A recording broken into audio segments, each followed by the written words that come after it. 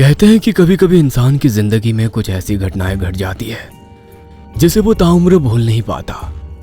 मेरे साथ भी कुछ ऐसे ही घटना घटी थी जिसे याद करके आज भी मेरे डर और दहशत से रोंगटे खड़े हो जाते हैं। मेरा नाम अरमान है। यह घटना आज से 20 वर्ष पुरानी है। उस वक्त मेरी उम्र 20 के आसपास थी। मैं कश्मीर की पहाड़ियों में बसे हुए एक छोटे से गांव का रहने वाला था। उस साल मैंने इंटर की परीक्षा अच्छे नंबरों से पास की थी। मेरे पिता बहुत ज्यादा खुश थे। पास होने की खुशी में उन्होंने मुझे एक नई साइकिल लाकर दी थी। रिजल्ट देखकर वो मेरे कंधे पर हाथ रखते हुए बोले, तुमने मेरा नाम ऊंचा कर दिया, मुझे तुम पर गर्व है। अब तुम कॉलेज जाने की तैयारी करो। अगले दिन मैं सुबह सुबह अपनी साइकिल पर बैठकर कॉलेज जाने की तैयारी करने लगा। तभी मेरी माँ मुझसे बोली, बेटा मेरी एक नसीहत याद रखना। अपनी माँ की बात सुनकर मैं चौंकते हुए बोला, कैसी नसीहत माँ? बेटा हमारे गांव की सीमा जहां खत्म होती है वहां से 2 रास्ते निकलते हैं। एक रास्ता सीधा शहर की ओर निकलता है जो कि लंबा है, तो दूसरा रास्ता जंगल से होते हुए शहर की ओर निकलता है जो कि छोटा रास्ता है। चाहे तुम्हें कॉलेज आने जाने में कितनी भी देर क्यों ना हो जाए, कभी भूल से भी शॉर्टकट लेने की मत सोचना। अपनी माँ की बात सुनकर मैं मुस्कुराता हुआ साइकिल से अपने गांव से निकल गया। समय ऐसे ही बीतता गया। मुझे याद है कि उस रात बहुत ही तेज बारिश हुई थी। अगले दिन जब मैं कॉलेज जाने के लिए निकला तो सामने दृश्य देखकर मेरा मूड बुरी तरह से खराब हो गया। बारिश होने की वजह से, रास्ता कच्चा होने की वजह से पूरी तरह से खराब हो चुका था। तभी मेरी नजर गांव के एक दूसरे रास्ते पर पड़ी। वही रास्ता जिस रास्ते से जाने के लिए मेरी माँ ने मना किया हुआ था। मैंने बगैर सोचे समझे साइकिल उस रास्ते की ओर दौड़ा दी। मैं साइकिल को घंटी बजाता हुआ तेज गति से घनी झाड़ियों के बीच से दौड़ाए जा रहा था और आसपास के दृश्य को हैरत भरी नजरों से देख रहा था। उस रास्ते पर चारों ओर बड़े बड़े लंबे और घने वृक्ष सीना ताने खड़े हुए थे और बेइंतहा खूबसूरत हरियाली जो किसी भी इंसान का मन मोह ले सकती थी मौजूद थी। कुछ ही देर में मैं कॉलेज आ गया और अपनी घड़ी देखने लगा। घड़ी के मुताबिक मैं इस रास्ते से पूरे आधे घंटे पहले कॉलेज पहुंच गया था। मैं अपने आप से बोला, अरे इस रास्ते से तो आधे घंटे पहले ही मैं कॉलेज पहुंच गया। अब मैं रोज इसी रास्ते से कॉलेज आया जाया करूंगा। और उस दिन के बाद यही हुआ। मैं रोज उसी शॉर्टकट रास्ते से कॉलेज आने जाने लगा। लेकिन एक रोज मेरी नजर दूर खेतों में बने हुए एक बेहद पुराने घर पर पड़ी। उस घर के आसपास अजीब सा कोहरा छाया हुआ था। उस घर को देखकर मैं बुरी तरह चौंक पड़ा और अपने आप से बोला, अजीब बात है, मैं इतने समय से यहाँ से गुजर रहा हूँ, पहले मेरी नजर इस घर पर कभी क्यों नहीं पड़ी? मैंने ये अपने आप से कहा ही था कि तभी मेरा गला प्यास की वजह से अचानक से सूखने लगा। कुछ ही देर में मैं उस घर के सामने मुख्य दरवाजे पर खड़ा हुआ था। मुझे उस घर की एक टूटी हुई खिड़की नजर आई। मैं उस खिड़की से घर के अंदर की ओर झांकने ही वाला था कि तभी अचानक एक स्याह काली बिल्ली उस खिड़की से कूदकर बाहर निकल आई और मुझे अजीब सी नजरों से देखने लगी। ना जाने क्यों उस काली बिल्ली को देखकर मेरे शरीर के रोंगटे खड़े हो गए। कुछ देर तक वो मुझे यूं ही घूरती रही और अचानक बिजली की रफ्तार से फिर से वो खिड़की के अंदर चली गई। अचानक घर का मुख्य दरवाजा खुल गया और मेरे सामने एक बहुत सुंदर लड़की खड़ी हुई थी। मैंने अपनी जिंदगी में इतनी सुंदर लड़की कभी नहीं देखी थी। वो लड़की मेरी और सवालिया नजरों से देखती हुई बोली, कौन हो तुम और यहाँ क्या कर रहे हो? मैंने हिचकिचाते हुए उसकी ओर देखकर कहा, मेरा नाम अरमान है, मैं अक्सर इस रास्ते से गुजरता हूँ, मगर ना जाने क्यों कभी इस घर पर मेरी नजर नहीं पड़ी। ये मेरे सवाल का जवाब नहीं है। मैंने आपसे पूछा कि तुम यहाँ पर क्या कर रहे हो? अरे आपने मेरी पूरी बात सुनी ही नहीं। आज अचानक मेरी नजर इस घर पर पड़ी, तभी मेरा गला प्यास से सूखने लगा। मुझे बहुत तेजी से प्यास लगी है, क्या मुझे एक गिलास पानी मिल सकता है?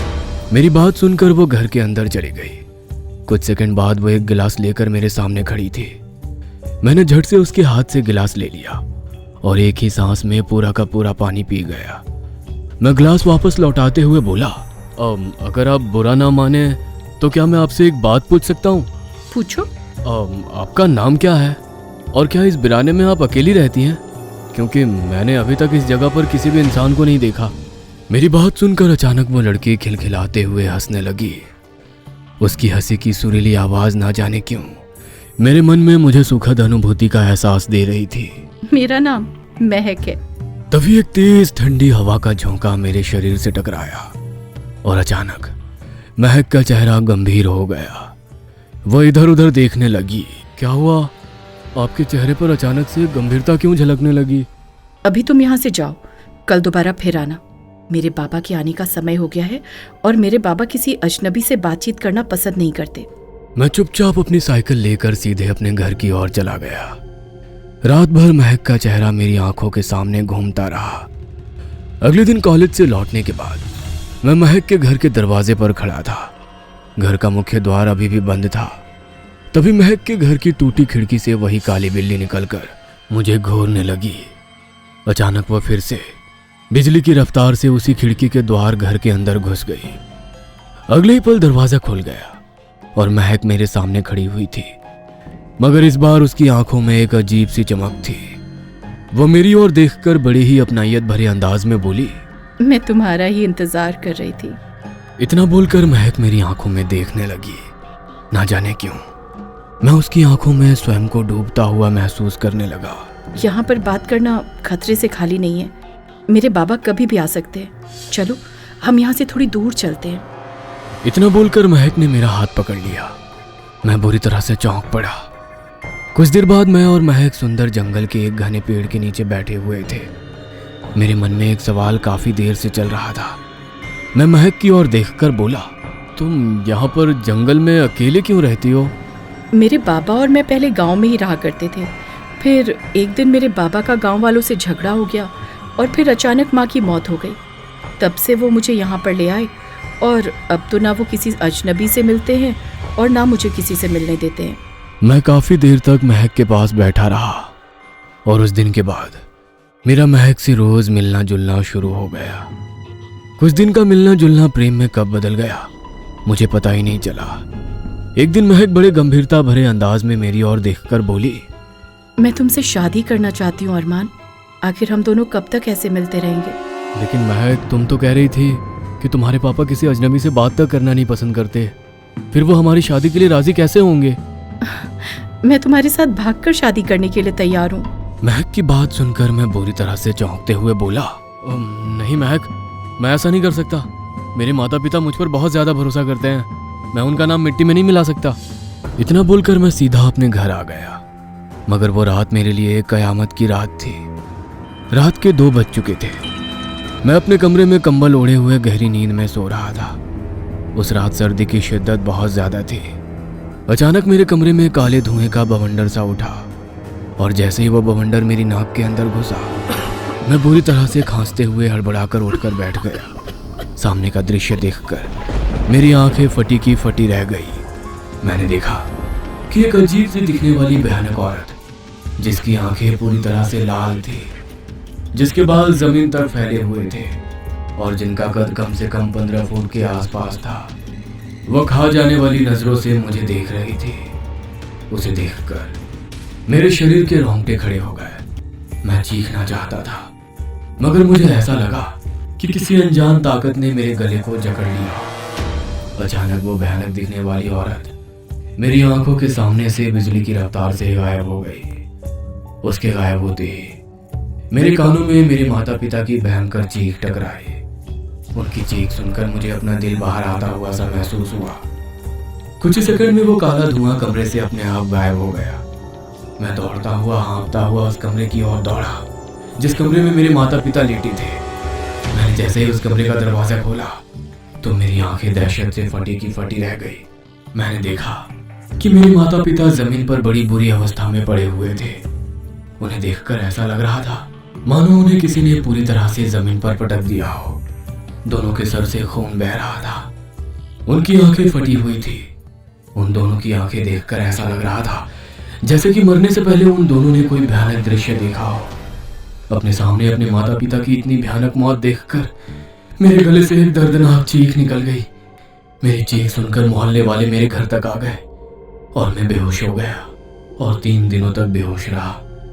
3 दिन बाद जब मुझे होश आया तो मुझे पता लगा कि मेरे माता पिता का अंतिम संस्कार कर दिया गया है।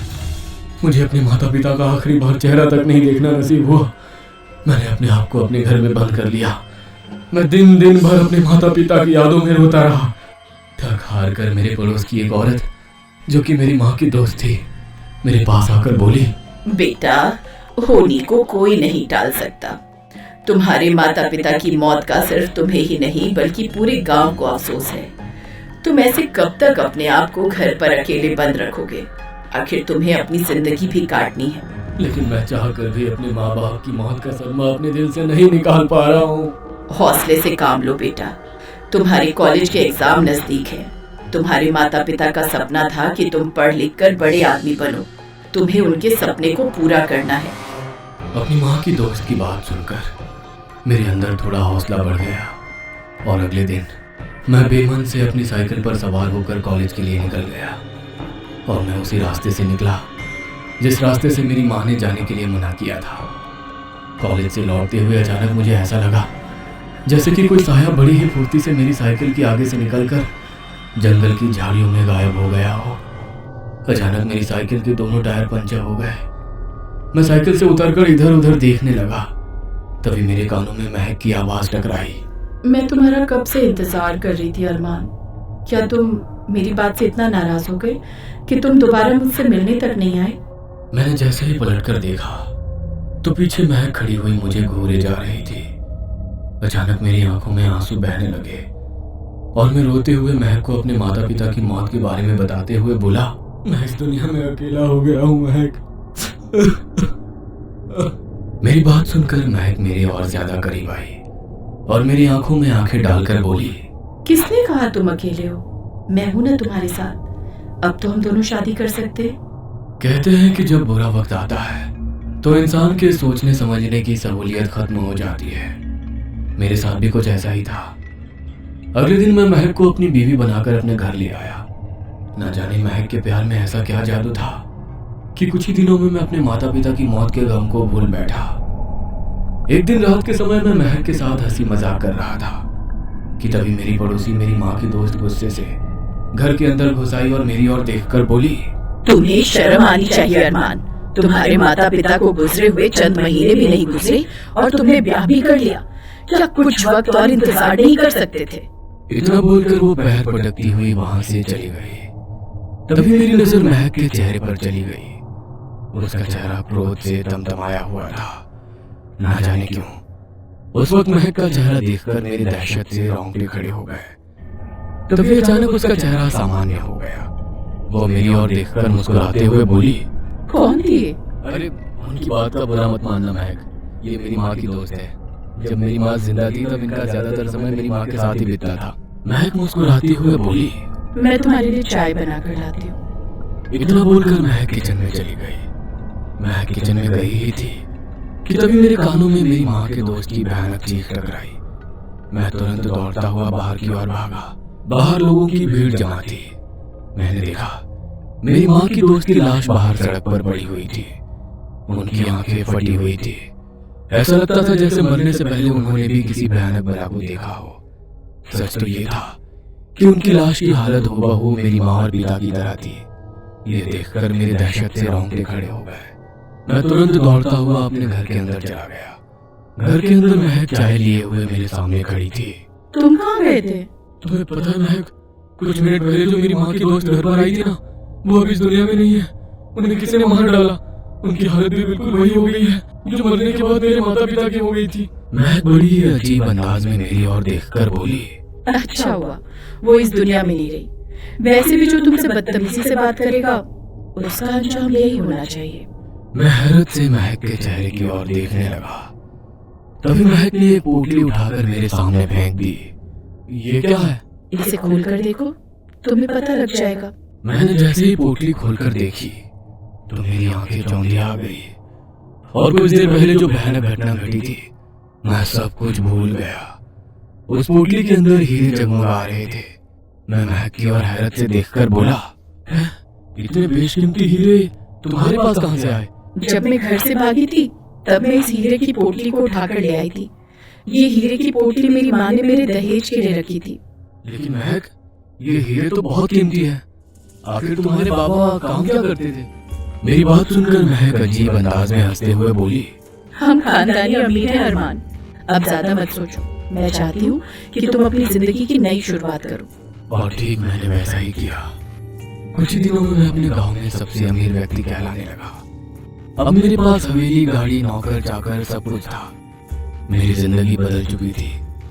एक दिन मैं सुबह सुबह महक से बोला, मुझे कुछ जरूरी काम के लिए शहर जाना है, लौटने में मुझे रात हो जाएगी।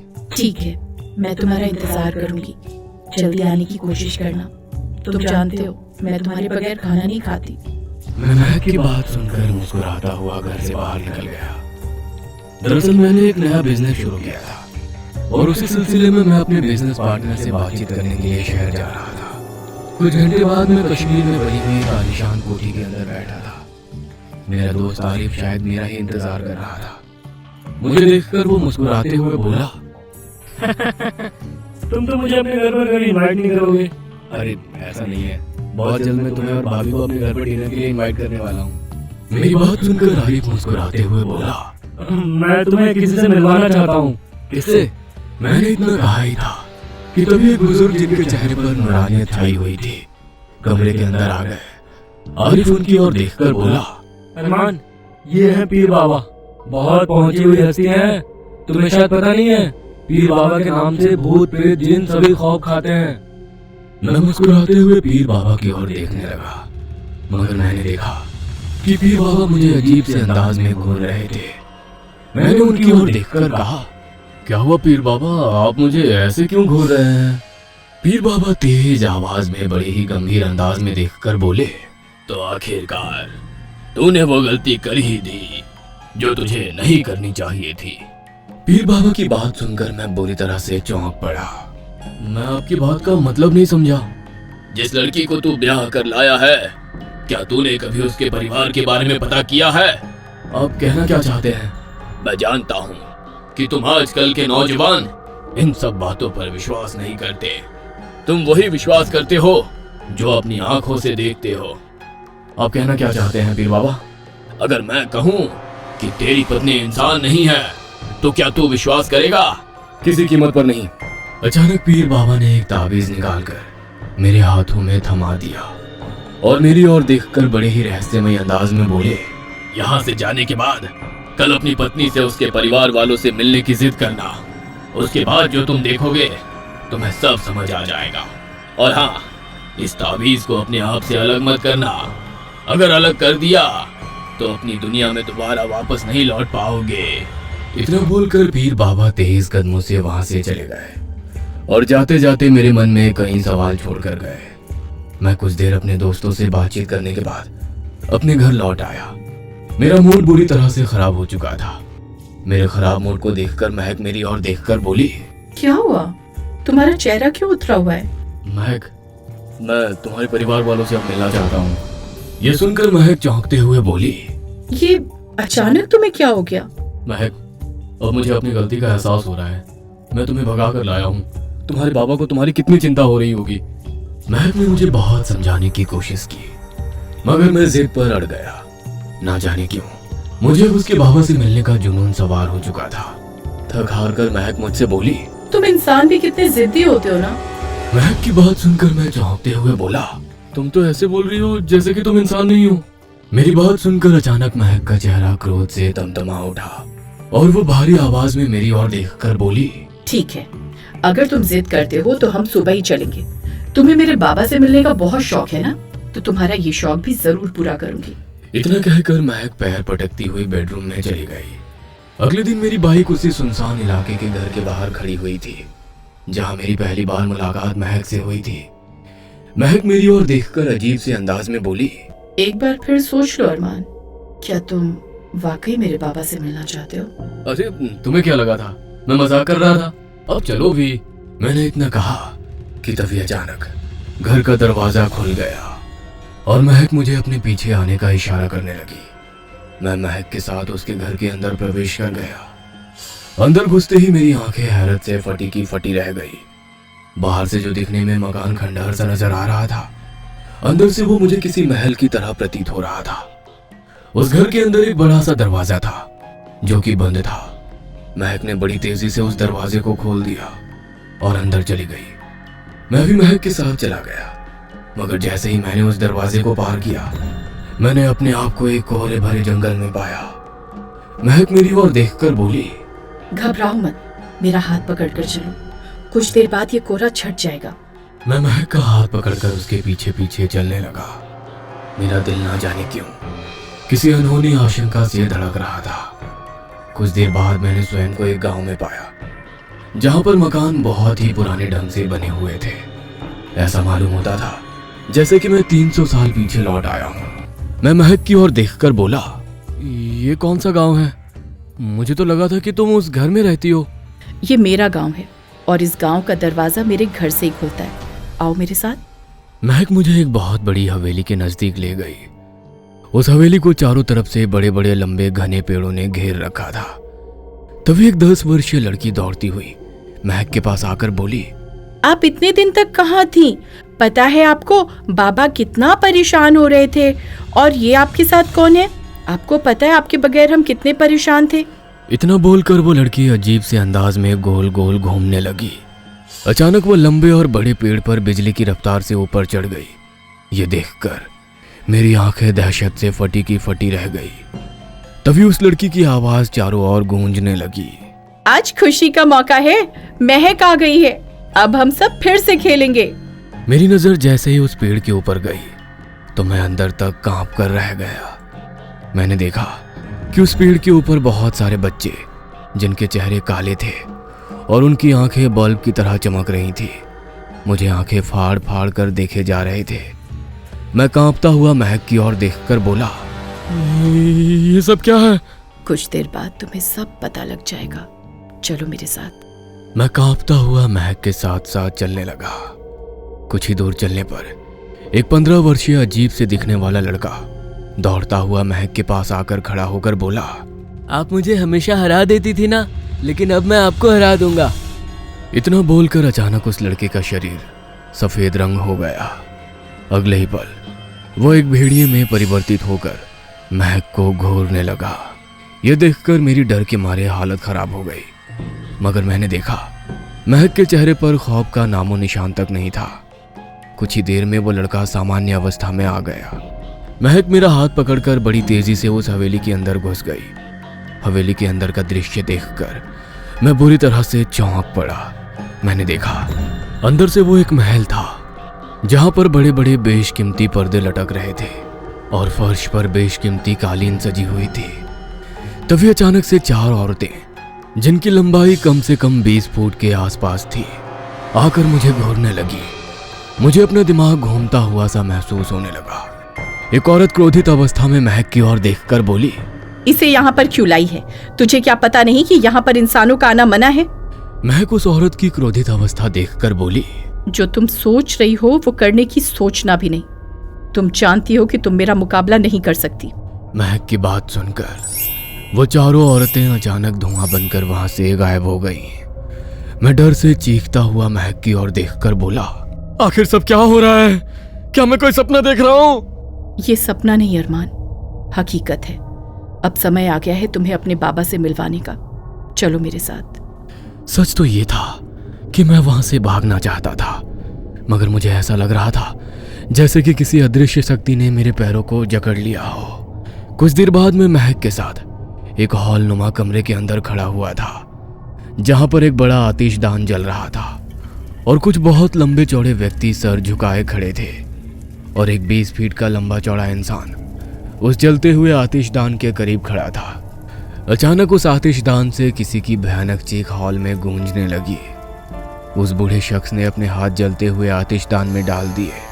मैंने देखा कि उस जलते हुए आतिशदान में से एक बच्चा, जो कि 10 वर्ष के आसपास था, जलते हुए आतिशदान में से बाहर निकल आया। उस बच्चे के शरीर पर जलने का नामो निशान तक नहीं था। वो बूढ़ा उन लोगों की ओर देखकर बोला, अब तुम्हारा बच्चा सही है, इसे ले जाओ। उस बूढ़े ने इतना कहा ही था कि तभी वह बच्चा और वो लोग काला धुआं बनकर गायब हो गए। तभी वो बूढ़ा महक की ओर अपनी लाल आंखों से घूरता हुआ बोला, तुमसे मैंने मना किया था ना कि इंसानों से दूर रहना, मगर तुमने एक इंसान से ही शादी कर ली। इतना बोलकर वो बूढ़ा मेरी ओर देखकर बोला, तुम्हारी हिम्मत कैसे हुई मेरी बेटी से शादी करने की? जरूर तुम इसकी खूबसूरती देखकर अपना दिल दे बैठे होगे, लेकिन शायद तुमने इसका असली चेहरा नहीं देखा। इतना बोलकर वो बूढ़ा शख्स महक की ओर देखकर बोला, क्या तुमने इसे अपना असली चेहरा दिखाया है? क्या तुमने इसे ये बताया कि तुम कौन हो?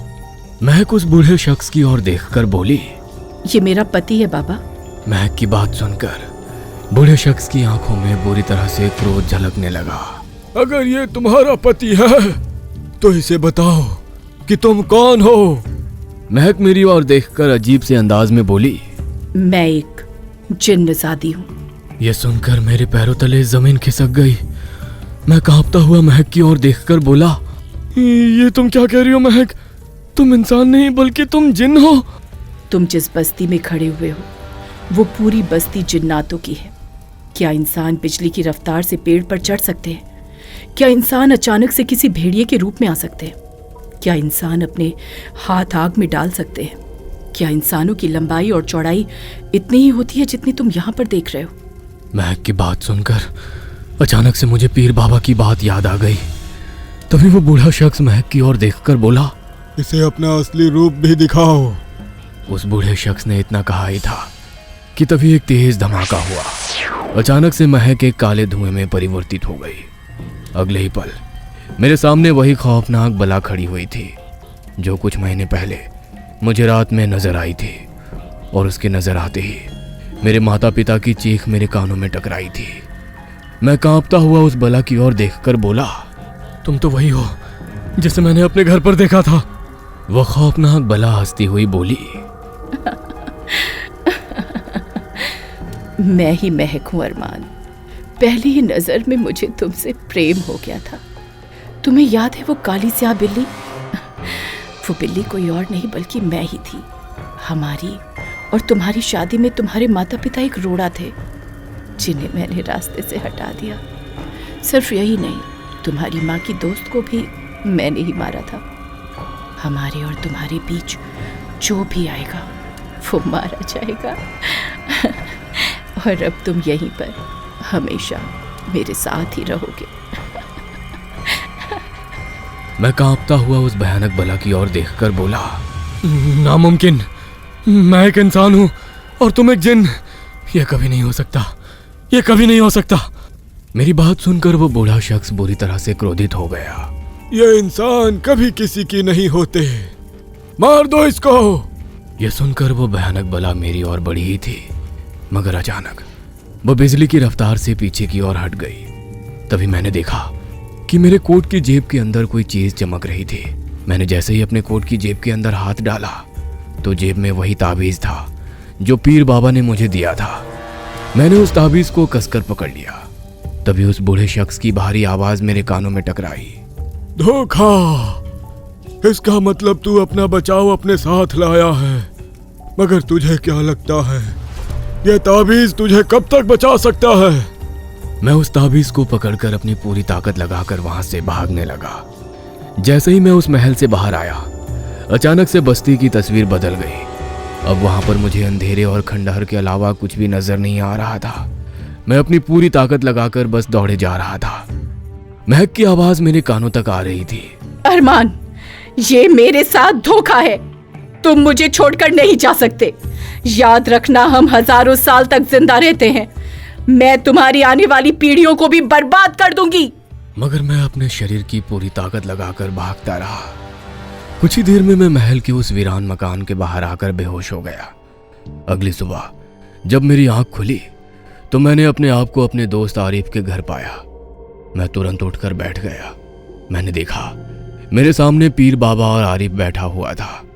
पीर बाबा मेरी ओर देखकर रहस्यमयी अंदाज में बोले, मैं आरिफ को लेकर तुम्हारे घर गया था, मगर तुम्हें अपने घर में गैर मौजूद पाकर मैं समझ गया कि तुमने अपनी पत्नी से उसके परिवार वालों से मिलने की जिद की होगी। इसीलिए मैं उसी वीरान मकान के पास चला गया। तुम वहीं पर हमें बेहोश मिले। शायद तुमने अपनी आंखों से देख लिया कि तुम्हारी बीवी इंसान नहीं बल्कि एक जिन्न थी। मैंने अपनी रूहानी ताकत से तुम्हारा भूतकाल देख लिया है। तुम्हें अपनी माँ की बात माननी चाहिए थी, तुम्हें उस जंगल के रास्ते से नहीं जाना चाहिए था। दरअसल उस जंगल में जिन्नातों का बसेरा है, और जिस घर में तुम्हें वो लड़की मिली थी, उस घर के अंदर जिन्नातों की दुनिया में पहुंचने का एक द्वार था। अब तुम यहां से अपने घर नहीं जाना। तुम कश्मीर छोड़कर दुनिया के किसी भी हिस्से में चले जाओ, और भूल से भी अपने कश्मीर की तरफ पलट कर मत देखना। मुझ में जब तक ताकत रहेगी, मैं अपनी रूहानी ताकत से तुम्हारी जिन बीवी को तुम तक पहुंचने के लिए रोक रखूंगा, लेकिन कब तक ये मैं भी नहीं जानता। मैं उसी वक्त सब कुछ छोड़कर हमेशा हमेशा के लिए दिल्ली शिफ्ट हो गया, लेकिन मुझे आज भी पीर बाबा की वो बात याद है। और कभी कभी मैं सोचता हूँ कि आखिर पीर बाबा मेरी जिन बीबी को मुझ तक पहुंचने के लिए कब तक रोक रखेंगे। दिल्ली आने के बाद मैंने दूसरा विवाह कर लिया, और मेरी दूसरी पत्नी से मेरे 2 बच्चे भी हैं।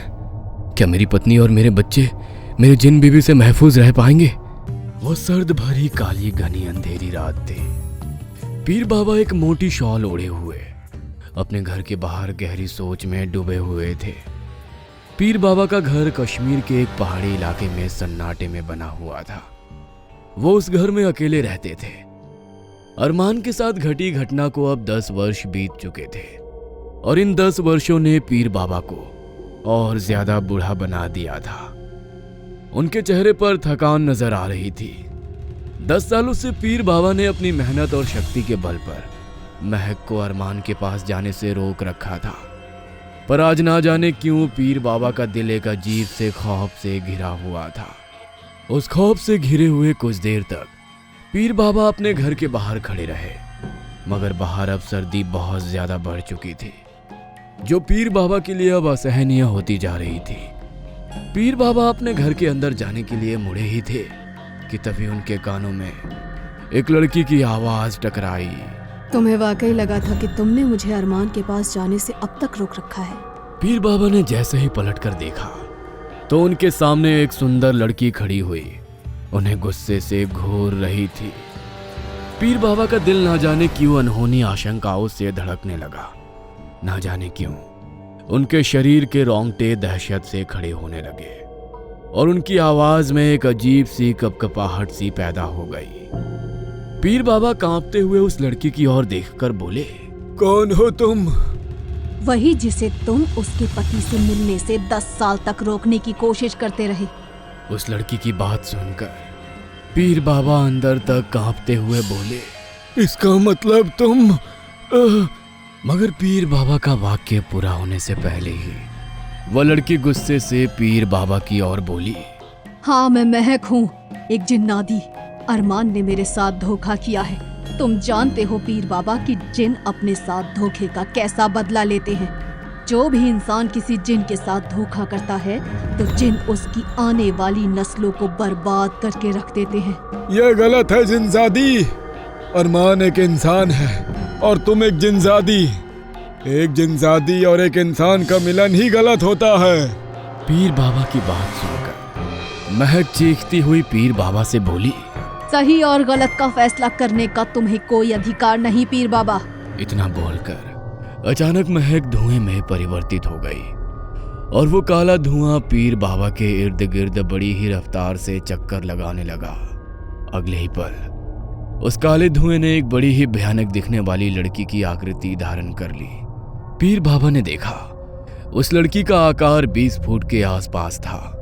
वह अपनी लाल आंखों से पीर बाबा को खा जाने वाली नजरों से देख रही थी। अचानक पीर बाबा की आंखों की पुतलियों का रंग सफेद होना शुरू हो गया।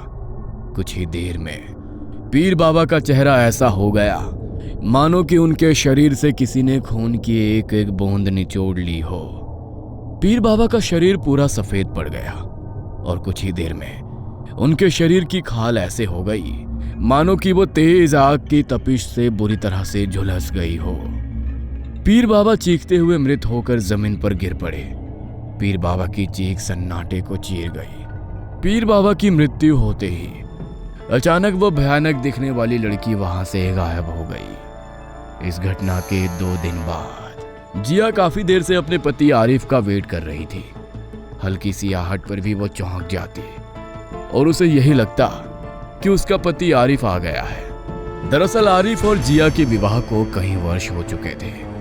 मगर उनकी कोई संतान नहीं हुई थी। एक रात पहले ही आरिफ और जिया में ये डिसाइड हुआ था कि वो कुछ दिन दिल्ली में रह रहे अपने दोस्त अरमान के घर पर रहेंगे। अरमान का 8 वर्षीय पुत्र गोल्डी और 7 वर्षीय पुत्री पिंकी जिया से बहुत ही ज्यादा घुले मिले थे। जिया उन दोनों को बहुत ज्यादा प्यार करती थी। वो जब भी उन दोनों को देखती तो कुछ देर के लिए वो मां ना बन पाने का दुख भूल जाती। आरिफ ने कहा था कि वो सुबह 11 बजे तक ऑफिस का सारा काम निपटा कर घर आ जाएगा और वो दोनों हस्बैंड और वाइफ दिल्ली जाने के लिए रवाना हो जाएंगे। मगर दोपहर के 1 बज चुके थे। जिया बार बार आरिफ का फोन ट्राई कर रही थी, मगर आरिफ का फोन बंद जा रहा था। जैसे जैसे घड़ी की सुई आगे बढ़ती जा रही थी, जिया के चेहरे पर गुस्से की लकीरें भी बढ़ती जा रही थी। जिया गुस्से में बैठी हुई दरवाजे को घूरे जा रही थी। जिया फिर से गुस्से से आरिफ का नंबर डायल करने लगी और इस बार घंटी चली गई। आरिफ ने फोन रिसीव कर लिया। जिया गुस्से से फोन पर आरिफ से बोली, मैं तुम्हारा कब से वेट कर रही हूँ आरिफ, तुम कब आओगे? हम कब दिल्ली के लिए निकलेंगे? आरिफ जो कि दूसरी तरफ कार ड्राइव कर रहा था, ड्राइव करते ही फोन पर बोला, जिया तुम्हें पता है, हम अपने शहर से कहीं भी बाहर जाते हैं तो सबसे पहले अपने पीर बाबा से मिलना पड़ता है। मैंने पीर बाबा को बता दिया था कि हम दोनों कुछ दिनों के लिए अरमान के घर पर रहने के लिए जा रहे हैं। पीर बाबा ने मुझसे कहा था कि मुझसे मिले बगैर हम दोनों ना जाएं। वो हम दोनों के हाथों अरमान को कुछ ताबीज़ पहुंचाना चाहते हैं। तुम तो जानती हो कि अरमान कितनी मुसीबत से उस जिनजादी के चंगुल से आज़ाद हुआ था और बेचारे पीर बाबा तब से ताबीज़ों के जरिए उस जिनजादी को अरमान तक पहुंचने से रोक रहे हैं। आरिफ की बात सुनकर जिया का गुस्सा ठंडा पड़ गया और वो मुस्कुराती हुई फोन पर बोली, अगर ऐसी बात थी तो तुम्हें मुझे फोन करके बताना चाहिए था। अरे टेंशन मत लो जिया, मैं पीर बाबा के घर से कुछ ही दूर हूँ। पीर बाबा से मिलकर मैं तुम्हारे घर पहुँच रहा हूँ, फिर हम दोनों दिल्ली के लिए रवाना हो जाएंगे। इतना कहकर फोन कट गया। तभी जिया के कानों में 2 बच्चों के खिलखिलाने की आवाजें टकराई। जिया उन आवाजों को अच्छी तरह से पहचानती थी। वो आवाजें किसी और की नहीं बल्कि गोल्डी और पिंकी की थी। जिया बुरी तरह से चौंकती हुई अपने आप से बोली, ये तो गोल्डी और पिंकी की आवाजें हैं, मगर वो तो दिल्ली में है, फिर उनकी आवाजें मेरे रूम से क्यों आ रही हैं? कहीं ये मेरा बहन तो नहीं?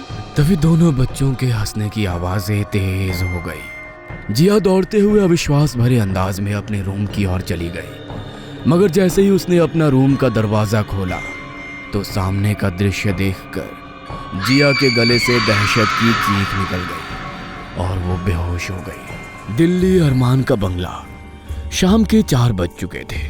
अरमान काफी देर से अपने बंगले के गार्डन में बैठा हुआ अपने दोस्त आरिफ और उसकी पत्नी जिया का ही इंतजार कर रहा था कि तभी उसकी पत्नी सोनिया वहां आकर अरमान से बोली, मुझे नहीं लगता कि वो दोनों आज आ पाएंगे। समझ नहीं आ रहा सोनिया, कल आरिफ ने मुझसे कहा था कि वो पहली फ्लाइट पकड़कर दिल्ली आ जाएगा, पर अब ना तो उसका फोन लग रहा है और ना उसकी बीबी का। बेचारे बच्चे भी सुबह से बड़ी बेसब्री से उन दोनों का इंतजार ही कर रहे हैं। इतना बोलकर सोनिया अंदर चली गई। सोनिया के अंदर जाते ही अरमान के कानों में एक बूढ़ी औरत की आवाज टकराई, जो कि अरमान के बंगले के बाहर भीख मांग रही थी। मुझे कुछ खाने को दे दो, मैं 2 दिन से भूखी हूँ। अरमान धीरे धीरे कदमों से चलता हुआ अपने बंगले के बाहर आकर खड़ा हो गया। अरमान ने देखा बंगले के बाहर एक बूढ़ी औरत खड़ी हुई थी। अरमान अपनी जेब से कुछ पैसे निकालकर उस बूढ़ी औरत को देते हुए बोला, ये लीजिए, जाकर कुछ खा लीजिएगा। तभी बूढ़ी औरत अरमान को रहस्यमय अंदाज में अजीब सी नजरों से घूरती हुई बोली, खाना मांगने का तो केवल एक बहाना था, मुझे तो तुझे बाहर की ओर बुलाना था। यह सुनकर अरमान बुरी तरह से चौंकता हुआ बोला, क्या कहना चाहती हैं आप? मैं कोई मांगने वाली नहीं हूँ। अगर तुम मांगने वाली नहीं हो तो फिर कौन हो? इससे तुम्हें कोई मतलब नहीं है। मैं बस तुम्हें ये चेतावनी देने आई हूँ कि तुम्हारे पास जो आने वाला है वो तुम्हारा दोस्त नहीं, और जो तुम्हारे पास आने वाली है ना ही वो तुम्हारे दोस्त की पत्नी है। तेरे और तेरे परिवार की जान खतरे में है। खतरा? कौन से खतरे की बात कर रही हो तुम? वही खतरा जिसे तू रोज महसूस करता है, मौत का खतरा। और उसी मौत के खतरे की वजह से तू आज तक अपने गांव वापस नहीं गया। बूढ़ी औरत की बात सुनकर अरमान बुरी तरह से चौंक पड़ा। अरमान कांपते हुए बोला, तुम इस बारे में कैसे जानती हो? मैं बहुत कुछ जानती हूँ। मैं जिन जादू की महक महसूस कर लेती हूँ। एक बात कान खोल कर सुन ले, जिस इंसान पर जिनजादी की नजर पड़ जाती है, फिर वो इंसान अपनी जिंदगी में कभी सुकून से नहीं रह पाता। और पर तूने तो जिनजादी के साथ निकाह किया है, वो तेरी बीवी है। फिर तूने सोच भी कैसे लिया कि वो तुझे ऐसे ही छोड़ देगी? और उसके बाद तूने अपनी जिंदगी की सबसे बड़ी गलती ये की कि तूने दूसरी लड़की से निकाह भी कर लिया। बेवकूफ इंसान, जिन इंसानों की तरह नहीं होते। एक जिनजादी अपने पति की जिंदगी में कभी दूसरी औरत को बर्दाश्त नहीं कर सकती। यह सुनकर अरमान बुरी तरह से घबरा गया। उसकी आंखों के सामने 10 वर्ष पुराने भयानक दृश्य चलने लगे। अरमान कांपता हुआ गिड़गिड़ाने वाले अंदाज में उस बूढ़ी औरत की ओर देखकर बोला, आपको मेरे बारे में जब इतना मालूम है तो फिर आप मेरी मदद क्यों नहीं करती? बूढ़ी औरत इससे आगे अरमान से कुछ कहने ही वाली थी कि तभी एक तेज हवा का झोंका अरमान और उस बूढ़ी औरत के शरीर से टकराया। अचानक उस बूढ़ी औरत के चेहरे पर दहशत की लकीरें झलकने लगी। बूढ़ी औरत अचानक अरमान की नजरों के सामने से गायब हो गई। अरमान हक्का बक्का ना जाने कब तक वहां पर खड़ा रहा। सच तो ये था कि अरमान ये समझ ही नहीं पा रहा था कि उसने जो देखा वो सच था या उसके दिमाग का वहम था। अचानक उसके कंधे पर पीछे से किसी ने हाथ रखा। अरमान ने जैसे ही पलट कर देखा तो वो बुरी तरह से चौंक पड़ा। अरमान ने देखा कि पीछे उसका दोस्त आरिफ खड़ा हुआ उसे रहस्यमय अंदाज में देख रहा था। आरिफ, तुम कब आए? आरिफ अरमान की ओर देखकर बोला, मैं ना जाने कितनी देर से तुम्हारे पीछे खड़ा हूँ, मगर तुम पता नहीं कौन से ख्यालों में गुम हो। अरे मैं तो काफी देर पहले ही आ गया था और जिया तो अंदर बैठी हुई भाभी से बातें कर रही है। आरिफ की बात सुनकर अरमान बुरी तरह से हैरत में पड़ गया। तुम अंदर चलो, मैं जरा एक काम निपटा कर आता हूँ। अरमान अपने बंगले के अंदर चला गया। बंगले के अंदर अरमान ने देखा कि आरिफ की पत्नी सोनिया जिया से हंस हंस कर बातें कर रही थी।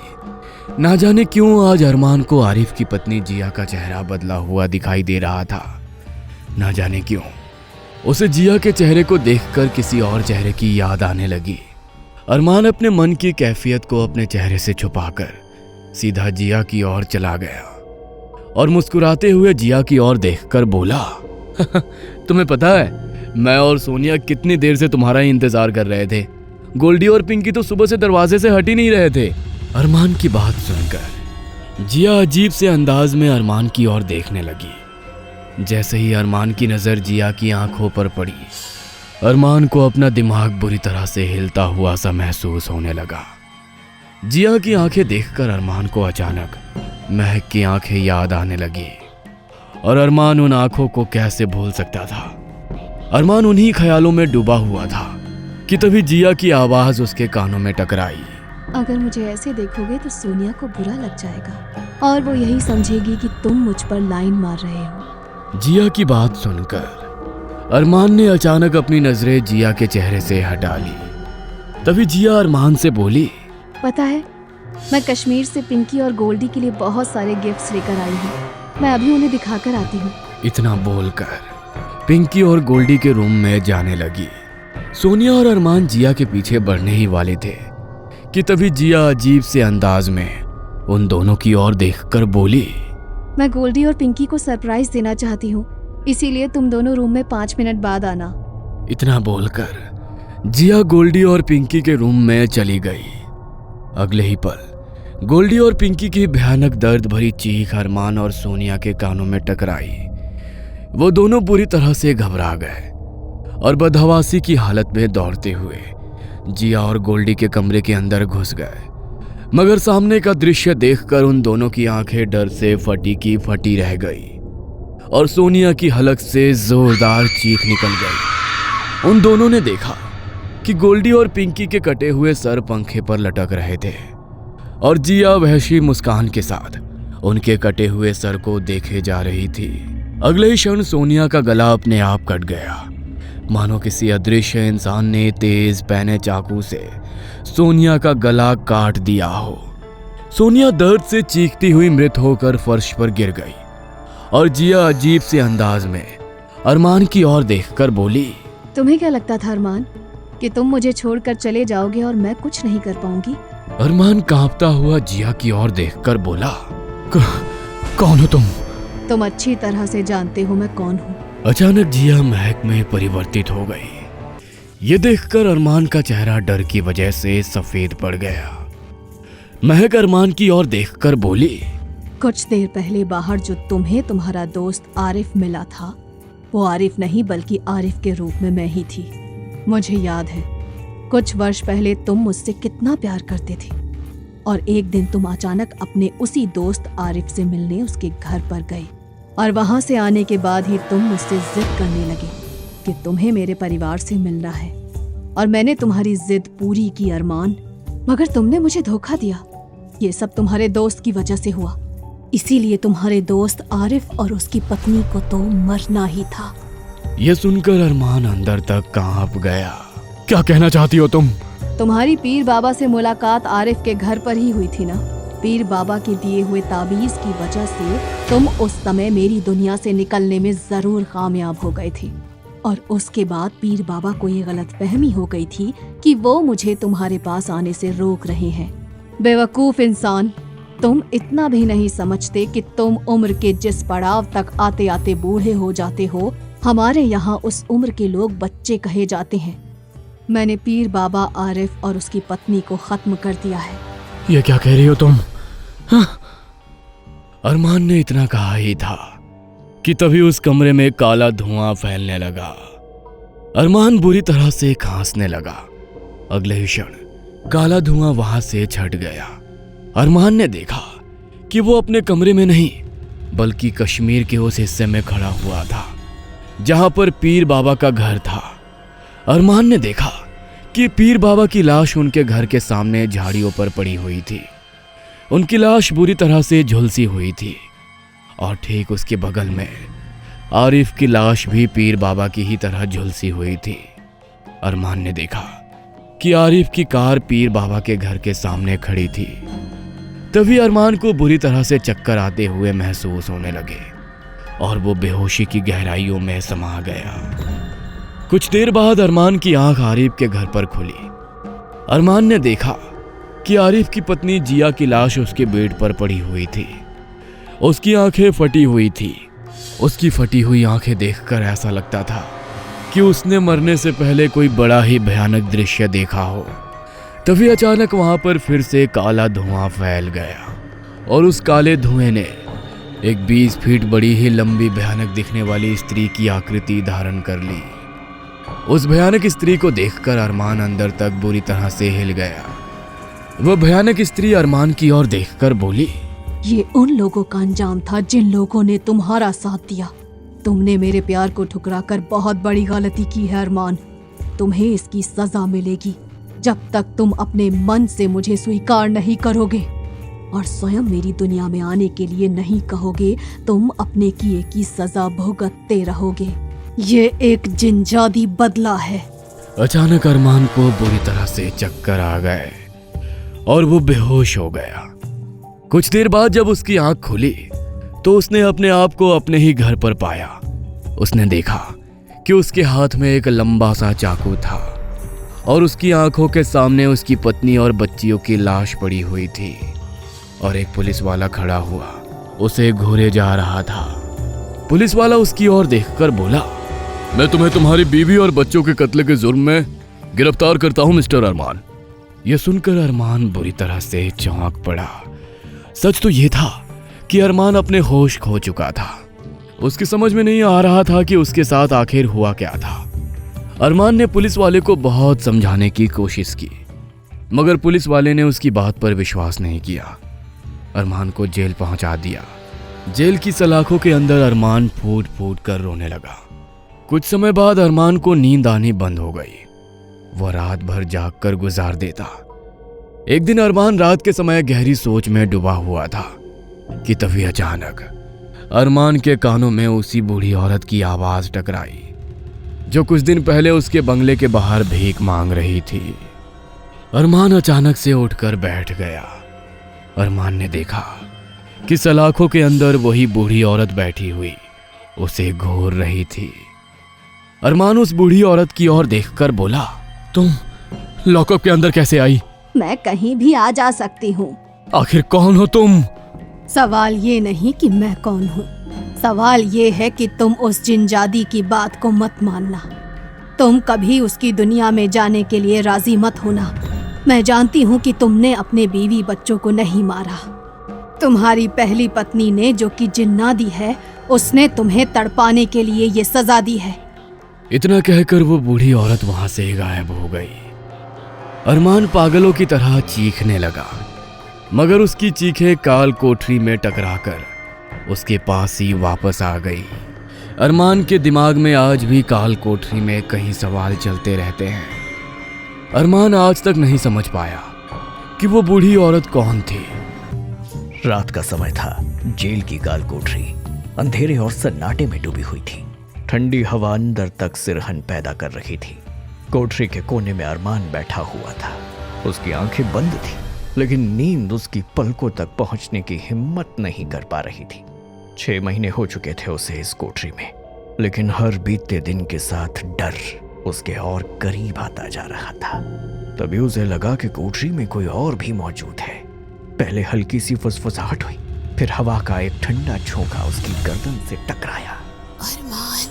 अरमान का दिल एक पल के लिए धड़कना भूल गया। उसने धीरे धीरे अपनी आंखें खोली। उसके सामने महक खड़ी थी। वो कोई सपना नहीं था, न ही कोई भ्रम। तुम समझते क्या हो अरमान? तुम मुझसे बच सकते हो। अरमान ने अपनी पीठ ठंडी दीवार से सटा ली। उसकी सांसें तेज हो गई। तुम यहाँ क्या कर रही हो? महक धीरे धीरे उसकी ओर बढ़ने लगी। उसकी आंखें लाल हो चुकी थी और उसके चारों ओर काले धुएं की लहरें उठ रही थी। मैं तुम्हें लेने आई हूँ अरमान। ये इंसानों की जेल तुम्हें मुझसे नहीं बचा सकती। अरमान के होठ कांपने लगे, लेकिन तभी कोठरी में हल्की सुनहरी रोशनी फैल गई। महक घबरा कर इधर उधर देखने लगी। उसकी आंखों में गुस्से की लहर दौड़ गई। अगले ही पल एक बूढ़ी औरत उसके सामने खड़ी थी। अब बहुत हो गया महक, ये तुम्हारा खेल खत्म करने का समय है। महक ने गुस्से से बूढ़ी औरत की तरफ देखकर कहा, तुम समझते क्या हो खुद को? बूढ़ी औरत ने अपने हाथों को ऊपर उठा लिया और उसके चारों ओर हल्की नीली रोशनी घिरने लगी। तुम अरमान तक नहीं पहुंच सकती महक। उसकी किस्मत अब तुम्हारे हाथ में नहीं है। महक चीखते हुए पीछे हट गई। उसकी आंखों में जलती हुई नफरत थी। तुम अरमान को मुझसे दूर नहीं कर सकती। मैं लौटूंगी और इस बार सिर्फ अरमान को नहीं, पूरी दुनिया को अपना बना लूंगी। एक झटके में महक काले धुएं में बदल गई और गायब हो गई। कोठरी में अब सिर्फ बूढ़ी औरत और अरमान थे। अरमान कांपते हुए बूढ़ी औरत की तरफ देख रहा था। आखिर तुम कौन हो? बूढ़ी औरत मुस्कुराने लगी। मैं वही हूँ जो तुम्हारी जिनजादी बीवी की दुनिया से आई है, लेकिन उसकी तरह नहीं हूँ। मैं नूरानी जिन हूँ और मैं तुम्हारी मदद करने आई हूँ। अरमान अभी भी अविश्वास से उसकी तरफ देख रहा था। तुम अब इस जेल में सुरक्षित नहीं हो। सरकार ने तुम्हारी रिहाई का आदेश दे दिया है, लेकिन याद रखना, महक तुम्हें चैन से नहीं जीने देगी। अरमान के कानों में ये शब्द गूंजने लगे। वो जान गया था कि उसकी जिंदगी अब कभी भी सामान्य नहीं हो सकती थी। इस घटना के 2 दिन बाद रात का समय था। दिल्ली की एक पुरानी लाइब्रेरी में सायरा अपने लैपटॉप के सामने बैठी थी। उसके चारों ओर पुरानी किताबें फैली हुई थी। तभी उसका फोन बज उठा। उसने कॉल उठा ली। हेलो। दूसरी तरफ से कैफे की आवाज आई जो घबराई हुई थी। सायरा, तुम्हें कुछ बताना है। अरमान वापस आ रहा है। कौन अरमान? वही अरमान जिसने एक जिनजादी से शादी की थी। सायरा के हाथों में पकड़ी किताब छूटकर टेबल पर गिर गई। क्या महक लौट आई है?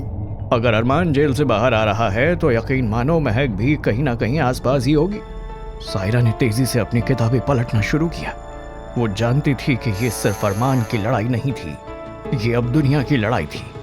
इतना कहकर कॉल कट गया। कैफ अपने घर की खिड़की के बाहर हो रही हल्की हल्की रिमझिम को देखते हुए पुरानी यादों में खो गया। Flashback story. कुछ महीने पहले रात का समय था। आसमान में काले बादल छाए हुए थे और हल्की हल्की बारिश हो रही थी। दिल्ली की एक वीरान सड़क पर अरमान तेजी से चल रहा था। उसका चेहरा उतरा हुआ था, आंखों में डर और बेचैनी थी। वो बार बार पीछे मुड़कर देखता, जैसे कोई उसका पीछा कर रहा हो। ठंडी हवा उसके कानों से टकराई और उसे महसूस हुआ कि वो अकेला नहीं है।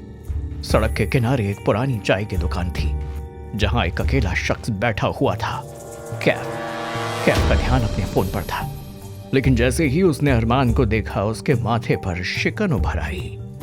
अरमान का हुलिया किसी ऐसे इंसान का था जो किसी खौफनाक चीज से बचकर भाग रहा हो।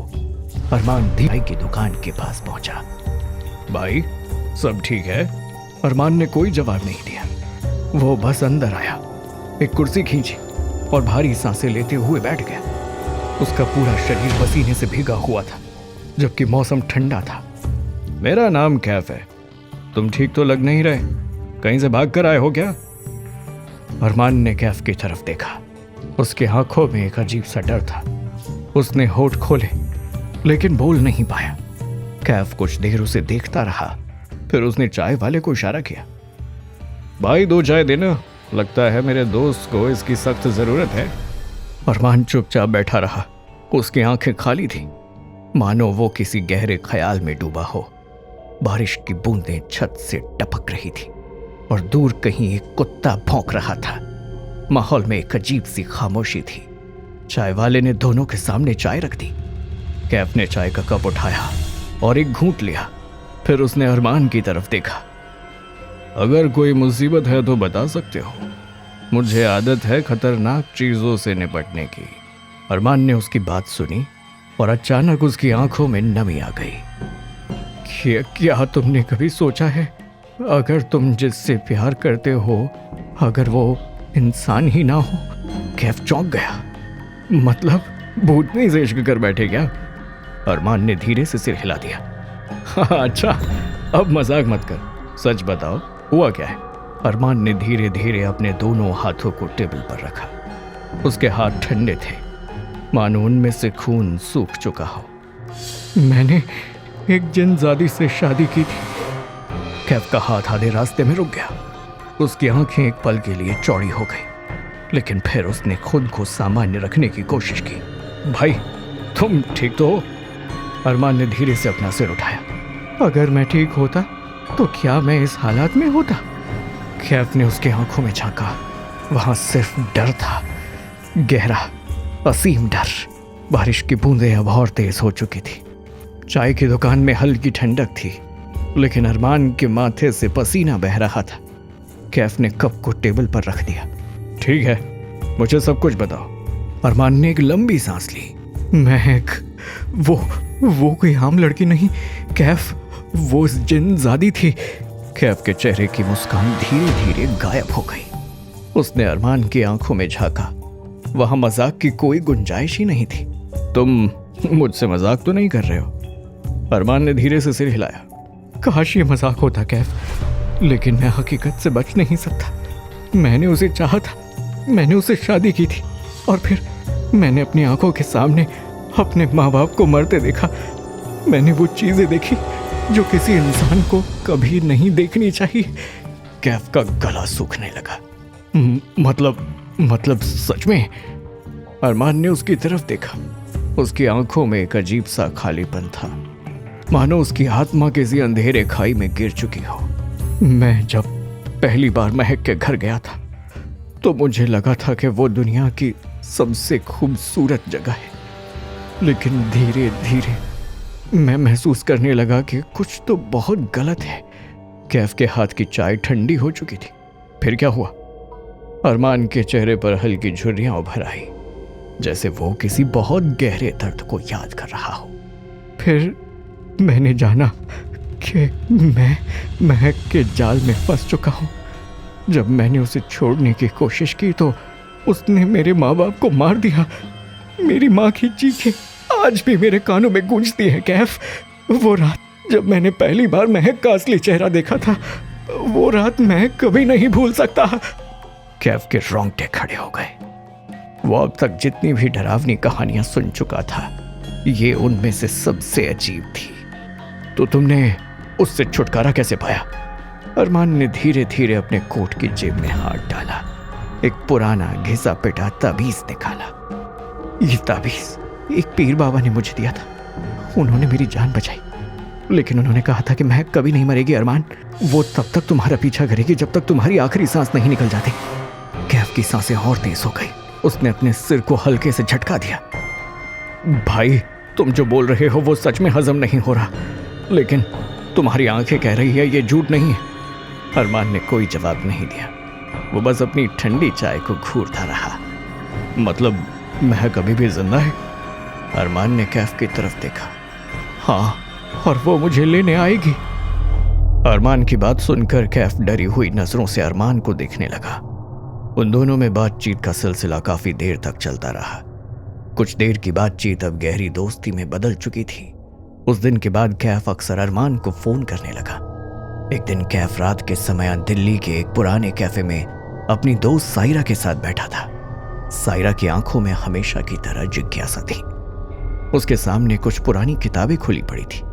कैफ ने धीरे धीरे अपनी कॉफी का घूंट लिया और सायरा की तरफ देखा। सायरा, तुम्हें रहस्यमयी चीजों में दिलचस्पी है ना? बिल्कुल, पुरानी किताबें, छुपे हुए राज, मुझे इन सब में मजा आता है। कैफ ने हल्की मुस्कान दी। तो फिर तुम्हें अरमान से मिलना चाहिए। सायरा चौंक कर कैफ की तरफ देखने लगी। अरमान? कौन अरमान? एक ऐसा आदमी जिसने एक जिनजादी से शादी की थी। क्या? कहीं तुम किसी हॉरर फिल्म की स्क्रिप्ट तो नहीं लिख रहे? कैफ ने कोई जवाब नहीं दिया। वो बस उसकी आंखों में देखता रहा। सायरा का चेहरा धीरे धीरे गंभीर हो गया। तुम सच कह रहे हो? सायरा ने अपनी किताबें बंद कर दी। अब मेरी जिज्ञासा बढ़ गई है। मुझे ऐसे दिलचस्प आदमी से तो मिलना ही चाहिए। कैफ ने हल्की मुस्कान दी, लेकिन उसकी आंखों में चिंता थी। लेकिन अभी तुम उससे मिल नहीं सकते। क्यों? क्योंकि वो अब जेल में है। ये सुनकर सायरा बुरी तरह से चौंक पड़ी। क्या सायरा अरमान से मिलकर उस रहस्य की तह तक पहुंच पाएगी जो महक के अंधकार में छुपा हुआ है? क्या अरमान सचमुच जेल से सुरक्षित बाहर आ पाएगा, या महक उसका पीछा करते हुए एक बार फिर सामने आएगी? और सबसे बड़ा सवाल, क्या ये सिर्फ अरमान की कहानी है या कुछ ऐसा जो पूरे इंसानी जहान को अपने चपेट में लेने वाला है? रात का समय था। दिल्ली के कैफे में हल्का अंधेरा था। सायरा ने अपनी कॉफी का घूंट लिया और कैफ की आंखों में झांका। तुमने कहा कि अरमान जेल में है, मगर क्यों? कैफ ने गहरी सांस ली। उसने जब से अपना फोन निकाला और कुछ सर्च करके उसने फोन सायरा की ओर बढ़ा दिया। सायरा ने स्क्रीन पर नजर डाली। दिल्ली पुलिस ने अरमान खान को पत्नी और बच्चों की हत्या के आरोप में गिरफ्तार किया। सायरा के चेहरे पर हल्की गंभीरता आ गई। लेकिन तुम क्यों कह रहे थे कि ये सच नहीं है? कैफ ने अपनी उंगलियां मेज पर ठोकी और धीरे धीरे बोला, क्योंकि मैं अरमान को जानता हूँ, उसने ये सब नहीं किया। सायरा ने संदेह से उसकी तरफ देखा। कैसे कह सकते हो कि उसने ऐसा नहीं किया? पुलिस के पास सबूत होंगे। कैफ ने कड़वी हंसी हंसी। सबूत? जिनजादी कोई सबूत नहीं छोड़ती सायरा। तुम खुद ही कहती हो कि रहस्य और इतिहास तुम्हारी दुनिया है, लेकिन जब सच तुम्हारे सामने है तो तुम उससे मान नहीं रहे। सायरा ने फोन की स्क्रीन पर अरमान की तस्वीर को गौर से देखा। उसकी आंखों में थकान और दर्द साफ झलक रहा था। तो तुम्हें लगता है कि वो फिर से वापस आ गई है? हाँ, और यही वजह है कि अरमान जेल में है। किसी को भी यकीन नहीं होगा कि उसकी पहली बीवी इंसान नहीं थी। सायरा ने हल्की मुस्कान दी। अगर कभी अरमान से मिलने का मौका मिला तो मैं उससे जरूर मिलना चाहूंगी। कैफ ने उसकी तरफ देखा और हल्के से सिर हिलाया। अगर मौका मिला तो मैं तुम्हें उससे जरूर मिलवाऊंगा, लेकिन उससे पहले हमें तैयार रहना होगा। जैद अपनी सोच से बाहर आ गया और मोबाइल की स्क्रीन को देखकर पढ़ने लगा। अरमान खान को मानसिक अस्थिरता के आधार पर जेल से रिहा किया गया। इस अंधेरे को चीरती जेल की मोटी सलाखें धीरे धीरे खुल गई। अरमान के चेहरे पर कोई भाव नहीं था। 6 महीने तक जेल की सलाखों के पीछे रहने के बाद भी उसकी आंखों में डर की वही चमक थी। जेलर ने उसके सामने कुछ कागज रख दिए। अरमान, तुम्हारी मानसिक स्थिति को देखते हुए सरकार ने तुम्हें रिहा करने का आदेश दिया है। अरमान ने कड़वा ठहाका लगाया। सरकार ने नहीं, शायद किसी और ने किया है। जेलर ने घूरकर उसकी ओर देखा। क्या कहा तुमने? कुछ नहीं। उसने अपने पुराने कपड़े पहने और धीरे धीरे जेल के बाहर निकल आया। बाहर घना कोहरा था, हवा में अजीब सी ठंडक थी। जेल के बाहर कोई उसका इंतजार कर रहा था, लेकिन उसे पता था कि वो कहीं आसपास थी। अरमान धीरे धीरे अपने पुराने घर के दरवाजे पर पहुंच गया। घर का दरवाजा जंग से सना हुआ था, अंदर घुप अंधेरा था। जैसे ही उसने दरवाजा खोला, ठंडी हवा का झोंका उसके चेहरे से टकराया। घर सूना पड़ा था, कोई आवाज नहीं, कोई हलचल नहीं, बस चारों तरफ सन्नाटा। अरमान ने कदम अंदर रखा और चारों ओर नजर दौड़ाई। दीवारों पर हल्की दरारें पड़ चुकी थी, फर्श धूल से भरा था। तभी एक धीमी फुसफुसाहट हवा में तैर गई। तुम्हें सरकार ने रिहा नहीं किया अरमान?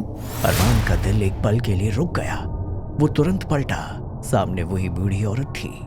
उसकी आंखों में हल्की चमक थी और उसके चारों ओर नीली रोशनी की लहरें उठ रही थी। तुम्हें मैंने रिहा किया है। अरमान की आंखें चौड़ी हो गईं। तुमने? बूढ़ी औरत ने हल्की मुस्कान दी। हाँ अरमान, मेरी शक्ति के बिना तुम कभी बाहर नहीं आ सकते थे। अरमान का सिर चकरा गया। उसने अपनी कनपटी पर हाथ रख लिया। लेकिन क्यों? बूढ़ी औरत एक कदम आगे बढ़ गई। क्योंकि तुम्हारे पास बहुत कम समय बचा है। अरमान का दिल तेजी से धड़कने लगा। मतलब?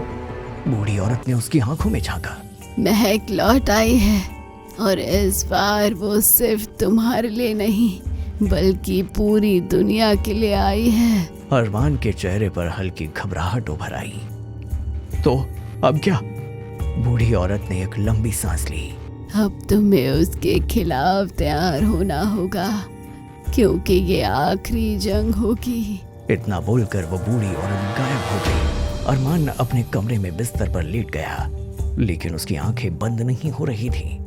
नींद उसकी आंखों से कोसों दूर थी। कमरे का माहौल घना, अंधेरा और भयानक था।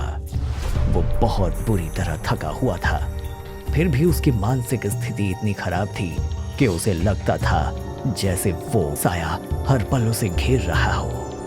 वो महसूस कर रहा था कि कुछ गलत हो रहा है, लेकिन फिर भी वो खुद को समझा नहीं पा रहा था। एक अजीब सी फुसफुसाहट उसके कानों में गूंज रही थी, जैसे कोई उसे आवाज दे रहा हो, लेकिन वो किसी को देख नहीं पा रहा था। फिर अचानक एक धमाका हुआ। अरमान चौंक कर बिस्तर से उठा। उसकी धड़कन तेज हो गई थी।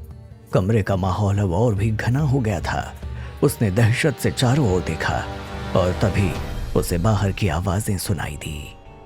वो धीरे धीरे कमरे से बाहर निकला। किचन की लाइट जल रही थी और वहां से चाय बनाने की आवाज आ रही थी। अरमान को विश्वास नहीं हुआ। वो चुपचाप किचन की तरफ बढ़ गया। जैसे ही उसने किचन का दरवाजा खोला, वो बुरी तरह चौंक गया। सामने उसकी पत्नी खड़ी चाय बना रही थी। अरमान की आंखें फैल गई। वो कांपते हुए कदमों से उसकी तरफ बढ़ा। तुम तो मर चुकी हो। अरमान की पत्नी ने मुस्कुराते हुए सिर झुकाया और फिर अपनी आंखों में एक अजीब सी चमक दिखाते हुए उसकी तरफ देखा। उठ गए आप? अरमान को समझ नहीं आया कि वो क्या कहे। अरमान और उसकी पत्नी का चेहरा अचानक बदलने लगा। किचन की रोशनी अब नीली और कटीली हो गई थी। अरमान की नसें तड़प उठी। उसकी पत्नी का रूप बदलने लगा। चेहरे की रेखाएं घुमावदार और भयावह हो गई। उसकी आंखों के अंदर सुनहरी लपटें उठने लगी और वो अब महक का रूप धारण कर चुकी थी। अरमान ने पैर पीछे खींचे। उसकी धड़कन अब असामान्य तरीके से तेज हो रही थी, क्योंकि कुछ देर पहले उसके सामने मरी हुई पत्नी खड़ी हुई थी, मगर अब ठीक उसके सामने उसकी पहली बीवी महक खड़ी हुई। उसे बड़ी वहशतनाक अंदाज में देखकर मुस्कुरा रही थी। अब समय आ गया है अरमान, मेरी दुनिया में वापस चलो। अरमान का दिल जोर से धड़कने लगा। उसकी आत्मा भीतर से कांप रही थी। वो डर के साए में था। तुमसे प्यार करने की सबसे बड़ी भूल की थी महक। तुमसे प्यार करने की वजह से मेरे माँ बाप मारे गए, मेरी पत्नी और मेरे बच्चे भी मारे गए, जिनका कोई कसूर नहीं था। महक की आंखों में नफरत की लहर उठने लगी। उसका चेहरा अब और भयानक हो चुका था, जैसे उसकी त्वचा खुद को फाड़ने को तैयार हो। उसकी आंखों में आग और क्रोध था। तुमने मुझे छोड़ दिया था ना अरमान, तुमने मेरी दुनिया ही छोड़ दी थी।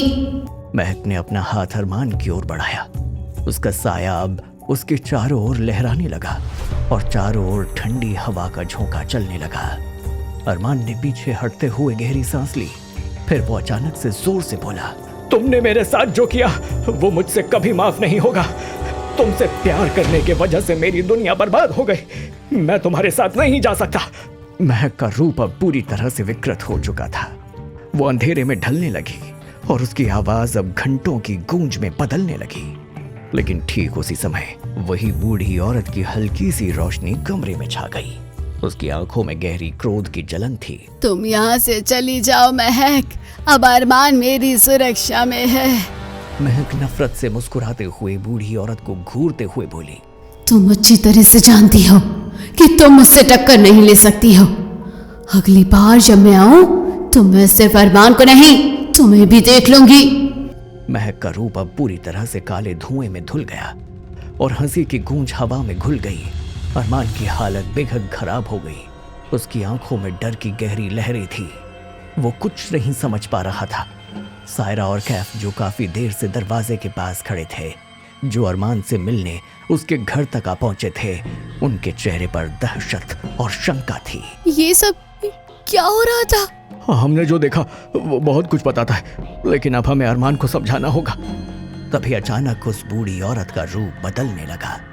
उसकी आंखें अंधेरे में विचित्र अंदाज में चमकने लगी। अरमान कांपते हुए उस बूढ़ी औरत की ओर देखकर बोला, आखिर कौन हो तुम? मैं भी एक जिन हूँ अरमान, एक नूरानी जिन, जो तुम्हें और तुम्हारी दुनिया को उस जिन्नादी से बचाने आई हूँ। ये मेरा असली रूप नहीं है अरमान। महक को रोकना होगा, नहीं तो उसकी शक्ति पूरी दुनिया को निगल सकती है। वो पहले से ज्यादा शक्तिशाली हो चुकी है।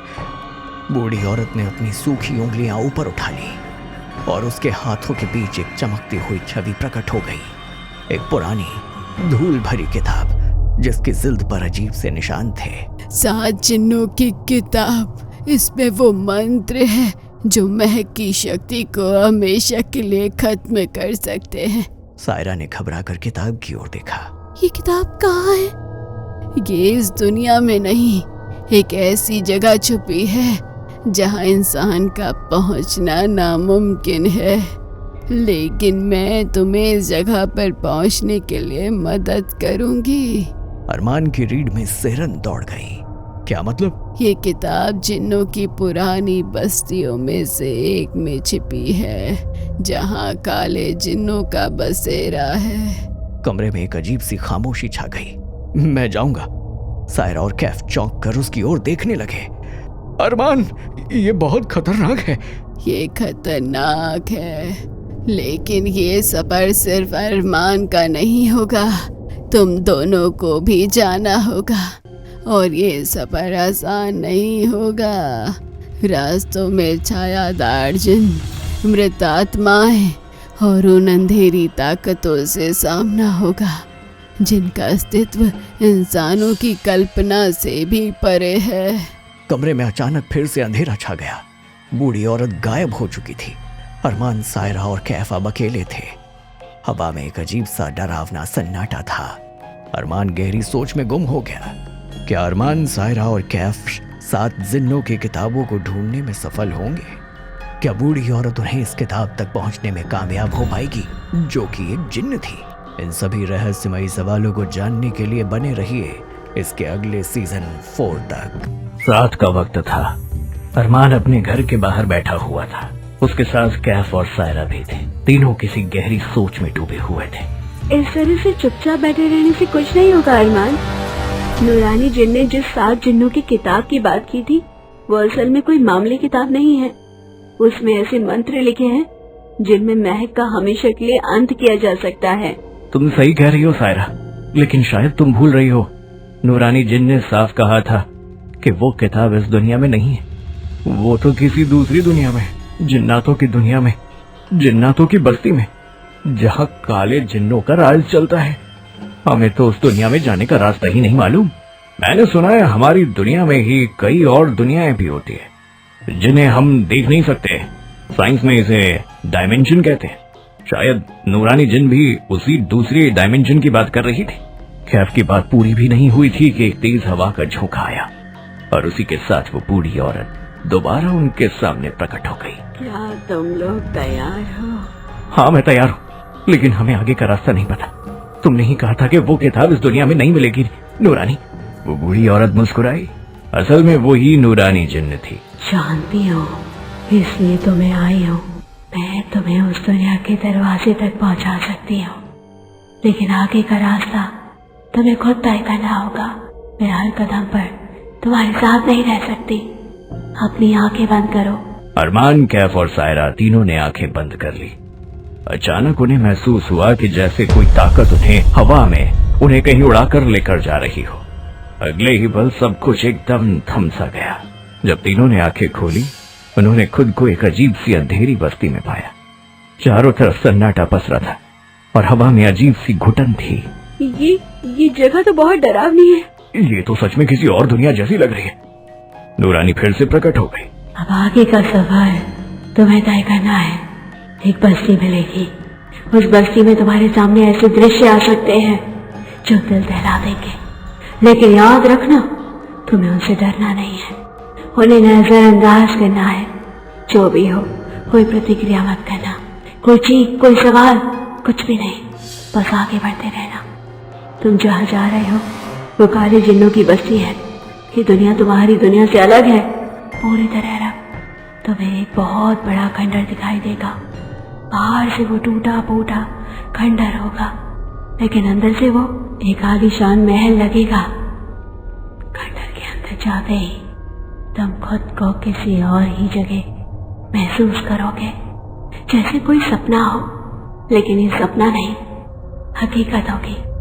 महल के अंदर एक तहखाना है।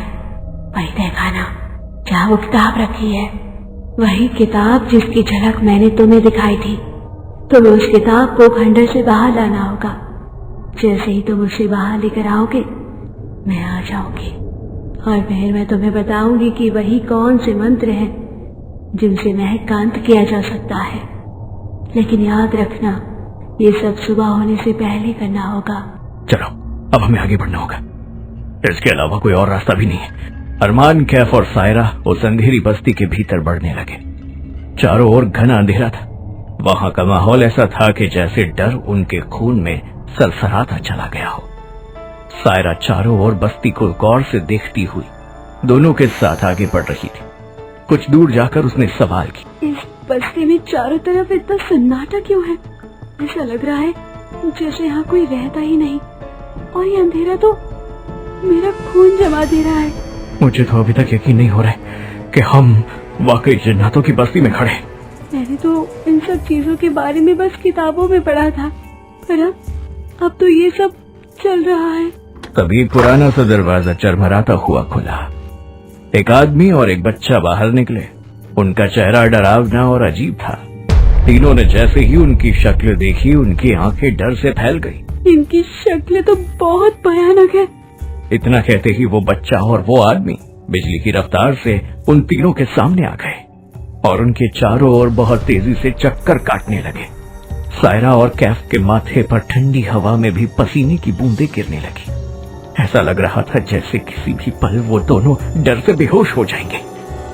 याद रखो, नूरानी जिन ने कहा था कि इस बस्ती में जो कुछ भी देखो उस पर ध्यान मत देना। सब कुछ तुम्हें सपना लगेगा, लेकिन ये सपना नहीं है। अगर बहुत ज्यादा डर लगे तो अपनी आंखें बंद कर लो। तुम सही कह रहे हो। तीनों ने आंखें बंद कर ली और डर के बावजूद धीरे धीरे आगे बढ़ने लगे। उनके कानों में डरावनी आवाजें गूंज रही थी। कुछ देर के बाद जब उन्होंने आंखें खोली तो वहां अब कोई नहीं था। चारों तरफ फिर से सन्नाटा था। थोड़ी देर के बाद जब वो तीनों फिर से चलने लगे, तभी अरमान के कानों में किसी की जानी पहचानी आवाज टकरा गई। अरमान, याद रखना, जंगल के उस तरफ वाले स्कूल रास्ते से मत जाना। आवाज सुनते ही अरमान चौंक गया। वो पलटने ही वाला था कि तभी सायरा ने उसका हाथ पकड़ लिया। अरमान, ये तुम्हारी माँ की आवाज नहीं है, ये तुम्हारा भ्रम है। तुम्हारी माँ अब इस दुनिया में नहीं है। मगर माँ की आवाज सुनकर अरमान की आंखों में आंसू आ गए। वो खुद को रोक नहीं पाया। जैसे ही उसने पलट कर देखा, वो खुद को उसी जंगल में पाया जहां उसकी पहली मुलाकात महक से हुई थी। ये तो वही दिन है, वही जगह जहां मैं पहली बार साइकिल चलाकर गया था और महक से पहली बार मिला था। उसने देखा वहीं पर उसकी पुरानी साइकिल खड़ी थी और उसे अचानक बहुत प्यास लगने लगी। तभी एक अजीब सा अंधेरा छा गया और अरमान के कानों में अब उसके पिता की आवाज गूंजने लगी। जैसे ही अरमान ने पलटकर देखा, सामने उसका पूरा परिवार खड़ा था। उसकी माँ, पिता, बीवी और बच्चे सबके चेहरे डरावने और भयानक हो चुके थे। तेरी वजह से हम मारे गए, सिर्फ तेरी वजह से। एक जिन्नादी से मोहब्बत तुमने की थी और उसकी सजा हमने भुगती। मैंने मना किया था तुझे जंगल के उस रास्ते से मत जाना, लेकिन तू नहीं माना। मेरी मौत की वजह तू है। अरमान कांप उठा। तभी उसके कंधे पर किसी का हाथ पड़ा। पलटकर देखा तो उसके पीछे उसका पुराना दोस्त आरिफ और उसकी पत्नी खड़े थे। आरिफ की आंखों से खून टपक रहा था और उसकी पत्नी के चेहरे की चमड़ी सड़ चुकी थी। कीड़े उसके चेहरे पर रेंग रहे थे। तेरी वजह से मेरी जान गई और मेरी बीवी की भी। अरमान ने अपने कान बंद कर लिए और अपनी आंखें भी कसकर खींच ली और चीखते हुए बोला, नहीं, ये सच नहीं हो सकता, ये सपना, ये सच नहीं हो सकता। अगले ही पल तेज हवा का झोंका आया और सारे डरावने चेहरे गायब हो गए। कुछ देर बाद जब उन्होंने आंख खोली तो सब कुछ शांत था। तभी एक भयानक तेज हवा आई और उसी के साथ पीर बाबा प्रकट हो गए। उनकी शक्ल अब डरावनी हो चुकी थी। तूने एक जिनजादी से शादी की है, वो तेरा पीछा कभी नहीं छोड़ेगी, तू भी मरेगा। इतना कहते हुए पीर बाबा ने अरमान का गला पकड़ लिया। अरमान को सब कुछ घूमता हुआ महसूस होने लगा और अगले ही पल वो बेहोशी की गहराइयों में डूब गया। कुछ देर के बाद अरमान को ऐसा महसूस हुआ जैसे कोई बहुत दूर से उसे आवाज दे रहा हो, अरमान, आंखें खोलो, अरमान। अरमान को समझ में आ गया कि ये आवाज किसी और की नहीं बल्कि सायरा और कैफ की थी। वो अचानक आंखें खोलकर उठ बैठा। सायरा और कैफ उसे घूर रहे थे। अरमान अब भी जन्नातों की बस्ती में जमीन पर बेहोश पड़ा था। थैंक गॉड तू होश में आ गया। हमने तो समझा था तू मर गया। हमने मना किया था ना, पीछे मुड़कर मत देख। अरमान कांपते हुए फुसफुसाती आवाज में उन्हें सारी घटनाएं बताने लगा। हमें अभी हिम्मत से काम लेना होगा अरमान, आगे बढ़ते रहना होगा। याद रखो, नूरानी जिन ने कहा था सब सुबह होने से पहले हमें ये काम करना ही होगा। अगर हम ऐसे ही भटकते रहे तो कभी भी उस खंडर तक नहीं पहुंच पाएंगे जहाँ 7 जिन्नों की किताब रखी है। तुम सही कह रही हो, तुम सही कह रही हो। तीनों फिर से आगे बढ़ने लगे। रास्ते में कई दिल दहला देने वाले दृश्य उनके सामने आए, मगर उन्होंने बड़ी हिम्मत से उन सबको नजरअंदाज किया और बिना रुके आगे बढ़ते रहे। कुछ देर के बाद उन्हें एक बहुत बड़ा पुराना खंडहर दिखाई दिया। वो खंडहर इतना विशाल था कि उसकी छाया भी डर पैदा कर रही थी।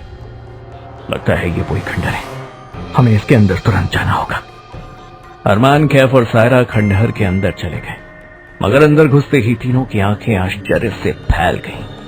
वो अब किसी खंडहर में नहीं बल्कि एक बहुत विशाल महल के अंदर खड़े थे। एक ऐसा महल जो किसी पुराने जमाने की दुनिया से आया हुआ लगता था। इस महल के अंदर की हर चीज बहुत ज्यादा बड़ी है। इसकी तरफ ध्यान मत दो, हमें तहखाना तलाशना है। नूरानी जिन ने कहा था किताब तहखाने में रखी हुई है। तीनों महल के भीतर तहखाने की खोज में लग गए। थोड़ी देर के बाद उन्हें नीचे जाती हुई सीढ़ियां दिखाई दी। वो देखो, नीचे की ओर सीढ़ियां जा रही हैं। मुझे लगता है तहखाना उधर ही है। अरमान, कैफ और सायरा उन सीढ़ियों से नीचे उतरते हुए चले गए। कुछ देर के बाद उन्होंने खुद को एक अंधेरे से भरे तहखाने में पाया। वहां कई मशालें जल रही थी। तीनों ने दीवार से एक एक मशाल उठाई और चारों को देखने लगे। तभी अरमान की नजर एक बहुत पुरानी किताब पर पड़ी। वो देखो, सामने किताब रखी है। कैफ और सायरा ने जैसे ही किताब को देखा उनके चेहरे पर राहत नजर आई। लगता है हम अपनी मंजिल के बहुत करीब हैं। हमें इस किताब को तुरंत लेकर महल से बाहर निकलना चाहिए। नूरानी जिन ने कहा था कि जैसे ही हम किताब को बाहर लाएंगे वो हमारी मदद के लिए आएगी। अरमान ने जैसे ही किताब को छूने की कोशिश की, अचानक उस किताब से धुआं निकलने लगा और एक भयानक, विशाल और डरावनी आकृति सामने प्रकट हुई। इस किताब को यहीं रहने दो, तुम नहीं जानते इसमें क्या है। उस विशाल जिन्न को देखकर तीनों बुरी तरह डर गए। कौन हो तुम? मैं एक जिन्न हूँ और इस किताब की हिफाजत करता हूँ, इसे यहीं रहने दो। नहीं, मुझे ये किताब चाहिए, मुझे जिनजादी से छुटकारा चाहिए। तुम शायद इस किताब के रहस्य को नहीं जानते, इसे सिर्फ वही छू सकता है जिसने अपनी जिंदगी में बहुत ज्यादा दर्द देखा हो, जो अपनी जिंदगी में बहुत अकेला हो। यहाँ तक कि हम जिन भी इस किताब को छू नहीं सकते। अगर दर्द और अकेलापन मापा जाए तो मुझसे ज्यादा किसने झेला है? इस दुनिया में मेरा अब कोई नहीं है, मैं बिल्कुल अकेला हूँ। अरमान ने जैसे ही किताब को उठाया, वो भयानक जिन्न अचानक हवा में घुलकर गायब हो गया। अरमान, कैफ और सायरा तीनों तेजी से उस किताब को लेकर महल के बाहर आ गए। अरमान जैसे ही कैफ और सायरा के साथ खंडहर से बाहर आया, अगले ही पल तेज हवा का झोंका आया और वही बूढ़ी औरत उनके सामने प्रकट हो गई। उस बूढ़ी औरत ने किताब को कुछ विशिष्ट नजरों से देखा। उसकी आंखों में विचित्र चमक थी। तो आखिरकार तुमने इस किताब को हासिल कर ही लिया। लाओ, अब इसे मुझे दे दो। मैं तुम्हें वो मंत्र बताती हूँ जिससे महक का अंत किया जा सकता है। अरमान को न जाने क्यों बूढ़ी औरत का ये हाव भाव कुछ विचित्र सा लगा। जब मैंने इस किताब को उठाया तब उसमें से एक जिन्न प्रकट हुआ। उसने मुझसे कहा था कि तुम इस किताब को कोई भी जिन्न छू नहीं सकता, केवल वही इंसान इसे छू सकता है जिसने अपनी जिंदगी में बहुत दर्द देखा हो। तो तुम इसे हाथ कैसे लगा सकती हो? ये बात तब तक सही थी जब तक ये किताब उस तय कहानी में पड़ी थी, अपनी जगह पर। लेकिन जब तुमने उसे उठाया तो इसकी सारी पाबंदियां टूट गई। अब इसे कोई भी जिन छू सकता है। अब इसे मुझे दे दो। अरमान कुछ कहने ही वाला था कि तभी सायरा उसकी ओर मुड़कर बोली, तुम इस नूरानी जिन की बातें क्यों नहीं मानते? किताब को इसे दे दो ताकि हमें मंत्र मिल जाए और महक का अंत हो सके। अरमान, इस किताब को इसे दे दो, जल्दी करो। अरमान अभी तक कुछ नहीं कह पाया था कि सायरा ने झपट कर किताब उसके हाथ से छीन कर सीधे बूढ़ी औरत को दे दी। तुमने ये क्या किया? मैं देने ही वाला था, इतनी जल्दी क्यों? अरमान का सवाल अधूरा ही रह गया। सायरा अजीब अंदाज में जोर से हंसने लगी। अगले ही पल सायरा की आंखें बिल्ली की तरह चमकने लगी। अरमान उसे देखकर कांप गया। सायरा, तुम्हें क्या हो रहा है? तभी कैफ की आंखें भी उसी तरह चमकने लगी और वो दोनों जोर जोर से हंसने लगे। वाकई इंसान बहुत बेवकूफ होते हैं अरमान, कितनी जल्दी बातों में आ जाते हैं। तुम ये क्या कह रही हो सायरा? तो क्या तुम इंसान नहीं हो? नहीं, मैं और कैफ कभी इंसान थे ही नहीं। अगले ही पल कैफ और सायरा दोनों के चेहरे अचानक विकृत होने लगे, बेहद भयानक शक्ल में बदल गए। अरमान बिजली की रफ्तार से पीछे हट गया और बूढ़ी औरत अब उसे एक अलग ही नजरों से घूर रही थी। सच बताओ, क्या तुम वाकई अच्छाई के लिए काम कर रही हो? क्या तुमने सच में महक का अंत करने के लिए इस किताब का जिक्र किया था? तभी अरमान के कंधे पर पीछे से किसी ने हाथ रखा। अरमान ने पलट कर देखा तो पीछे महक खड़ी थी। उसे देखकर अरमान बुरी तरह चौंक गया। चौंको मत अरमान। इतना कहकर महक बूढ़ी औरत से बोली, अब अपने असली रूप में आ जाओ। महक के इतना कहते ही बूढ़ी औरत एक चमकती रोशनी के साथ बदलने लगी और अगले ही पल एक बेहद खूबसूरत जवान लड़की में बदल गई। अरमान बुरी तरह से हैरान रह गया। घबराओ मत, अब तक ये जो भी कर रही थी वो मेरे ही इशारे पर था। ये कोई और नहीं, मेरी बहन खुशबू है। अरमान को अपनी आंखों पर यकीन नहीं हुआ। वो धीरे धीरे उस लड़की को देखने लगा और अब बूढ़ी औरत वो नहीं थी बल्कि खुशबू थी। तुम हमेशा से अकेले ही थे अरमान, तुम्हारे साथ कोई इंसान कभी था ही नहीं। महक बिल्कुल सही कह रही है, मैं उसी की बहन हूँ। अरमान डरते हुए पीछे हट गया। क्या है इस किताब में? इस किताब के जरिए हम तुम्हारी दुनिया में हुकूमत कर सकते हैं। इस किताब से हम बेहद ताकतवर बन सकते हैं। इस किताब में ऐसा कोई मंत्र नहीं लिखा जिससे मेरा अंत किया जा सके। ये सब हमने सिर्फ तुम्हें बहकाने के लिए किया था। अरमान अब न बोल पा रहा था, न हिल पा रहा था, क्योंकि अब सामने जो सच था वो उसकी हर सोच, हर विश्वास से परे था। अरमान के चारों ओर अंधेरा और धोखे की धुंध घिर चुकी थी। क्या तुम्हें लगता है कैफ और सायरा तुम्हारी जिंदगी में यूं ही आ गए? याद है ना, सुनसान रात में कैफ तुम्हें अचानक मिला था। वो भी एक जिन था जो हमारे लिए काम करता है। सायरा भी कोई इंसान नहीं थी अरमान, वो भी एक जिन है। अरमान का चेहरा पसीने से भीग गया। मैंने तुमसे कहा था ना, तुम हमेशा से अकेले थे। याद है तुम्हारा जंगल के रास्ते से जाना और तुम्हें उस जंगल में रहस्यमय घर का मिलना, तुम्हें अचानक से प्यास लगना और तुम्हारे कदम उसे जंगल में बने हुए घर की तरफ खींचे चले जाना। ये सब कोई इत्तेफाक नहीं था, बल्कि हमारी योजना का एक हिस्सा था। तुम मुझे सचमुच मोहब्बत कर रहे थे अरमान, लेकिन तुम नहीं जानते कि एक जिन्नाती से मोहब्बत की है तुमने। तुम हमेशा मेरे लिए तुम इस किताब तक पहुंचाने का एक जरिया थे। अरमान अब कांप रहा था। महक की आंखों में जीत की वहशत थी। जब पहली बार मैं तुम्हें अपनी दुनिया में लेकर गई तब मुझे पता था कि तुम पीर बाबा से मिल चुके हो और तुम्हारे पास वो तावीज है जो तुम्हें हमारी दुनिया से बाहर निकाल सकता है।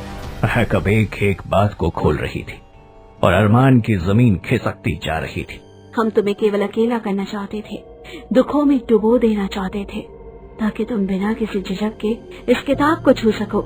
सायरा और कैफ को मैंने तुम्हारे पीछे छोड़ा ताकि तुम्हें ऐसा लगे कि तुम अकेले नहीं हो, लेकिन सच यही है, तुम हमेशा से अकेले ही थे, क्योंकि तुम कभी इंसानों के बीच थे ही नहीं। अरमान ने चारों ओर देखा, वो सब जिन्न थे, वो अकेला इंसान था। इतना बड़ा धोखा तुमने मेरी जिंदगी बर्बाद क्यों की? अरमान का स्वर दर्द से भरा हुआ था, लेकिन उसकी बात अभी पूरी नहीं हो पाई थी।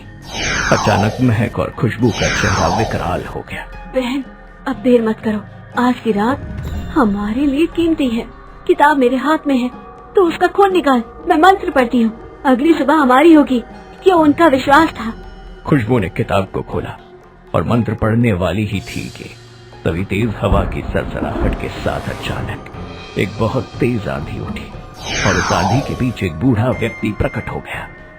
वो अरमान के लिए अजनबी था, लेकिन उसके चेहरे से रोशनी फूट रही थी, नूर से भरा हुआ चेहरा, और उसकी आंखों में शांति। अगले ही पल कुछ चमका। उस बूढ़े व्यक्ति के हाथ में एक चांदी का खंजर प्रकट हो गया। उसने बिना एक शब्द बोले अरमान का हाथ थाम लिया, और जैसे ही अरमान ने उसकी हथेली को छुआ, अगले ही पल अरमान के पैरों के नीचे से जमीन गायब हो गई। हर ओर घूमता हुआ अंधेरा छा गया। जब अरमान ने अपनी आंखें खोली तो वो कहीं और था, किसी दूसरी जगह, किसी दूसरी जमीन पर। अरमान ने जैसे ही उस बूढ़े व्यक्ति को देखा, उसके दिल की धड़कनें तेज हो गई थी। कौन हो तुम? मैं पीर बाबा का शागिर्द हूँ। तुम झूठ बोल रहे हो। पीर बाबा तो इस दुनिया को छोड़कर जा चुके हैं। तुम भी कोई जिन हो, मुझे जो बहकाने आए हो। नहीं अरमान, यकीन करो मेरी बात का, मैं वाकई पीर बाबा का शागिर्द हूँ। उन्हें पहले से एहसास था कि महक एक बहुत शक्तिशाली जिन जात से है और एक दिन वो उन पर हमला करेगी। पीर बाबा को यकीन था कि वो शायद उसका सामना ना कर पाएंगे। अरमान अब ध्यान से सुन रहा था। बूढ़े व्यक्ति की आंखों में कोई झूठ नहीं था। उन्होंने मुझसे कहा था, अगर मैं कभी हार गया तो महक जरूर अरमान को जिन्नातों की बस्ती में ले जाएगी, तब तुम मेरा अधूरा काम पूरा करना। अरमान की आंखें अब नम हो चुकी थी। तो फिर इसका अंत कैसे किया जा सकता है? इस खंजर से अपनी जान ले लो अरमान, क्योंकि अब तुमने उस किताब को छू लिया है। तुम जैसे ही मरोगे वो किताब अपनी जगह लौट जाएगी और महक, खुशबू, कैफ, सायरा सब जलकर राख हो जाएंगे। इसकी बातों में मत आओ अरमान। देखा, इसका कहना ही इस बात का सबूत है कि मैं सच कह रहा हूँ।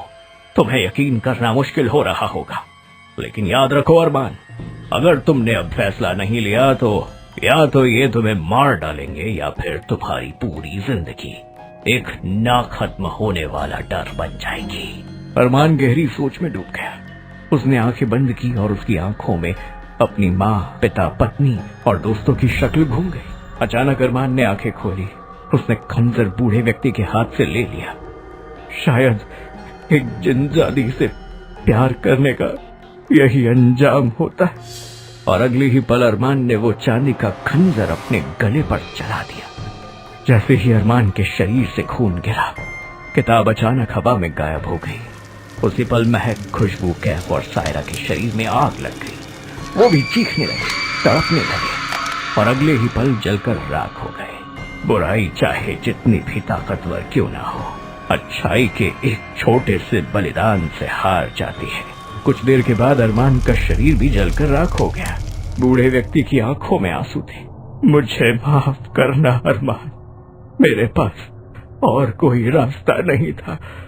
मैं तुम्हें बचा सकता था, लेकिन तुम्हारे जिंदा रहने से कोई फायदा नहीं होता, क्योंकि तुम कभी भी सामान्य जिंदगी नहीं जी पाते। इसलिए अंत यही होना था। फिर वो बूढ़ा भी गायब हो गया। जिंदगी के हर मोड़ पर जो अकेला हो उसे प्यार सबसे खतरनाक जाल लगता है, और जब वो जाल जिंदगी मोहब्बत से बुना गया हो तो उस जाल से निकल पाना किसी भी इंसान के बस की बात नहीं होती। टॉप टून्स हॉरर चैनल को लाइक करें, शेयर करें, सब्सक्राइब करें और नोटिफिकेशन ऑन कर लें, ताकि आपको ऐसी ढेरों नई कहानियां सुनने और देखने को मिलती रहे।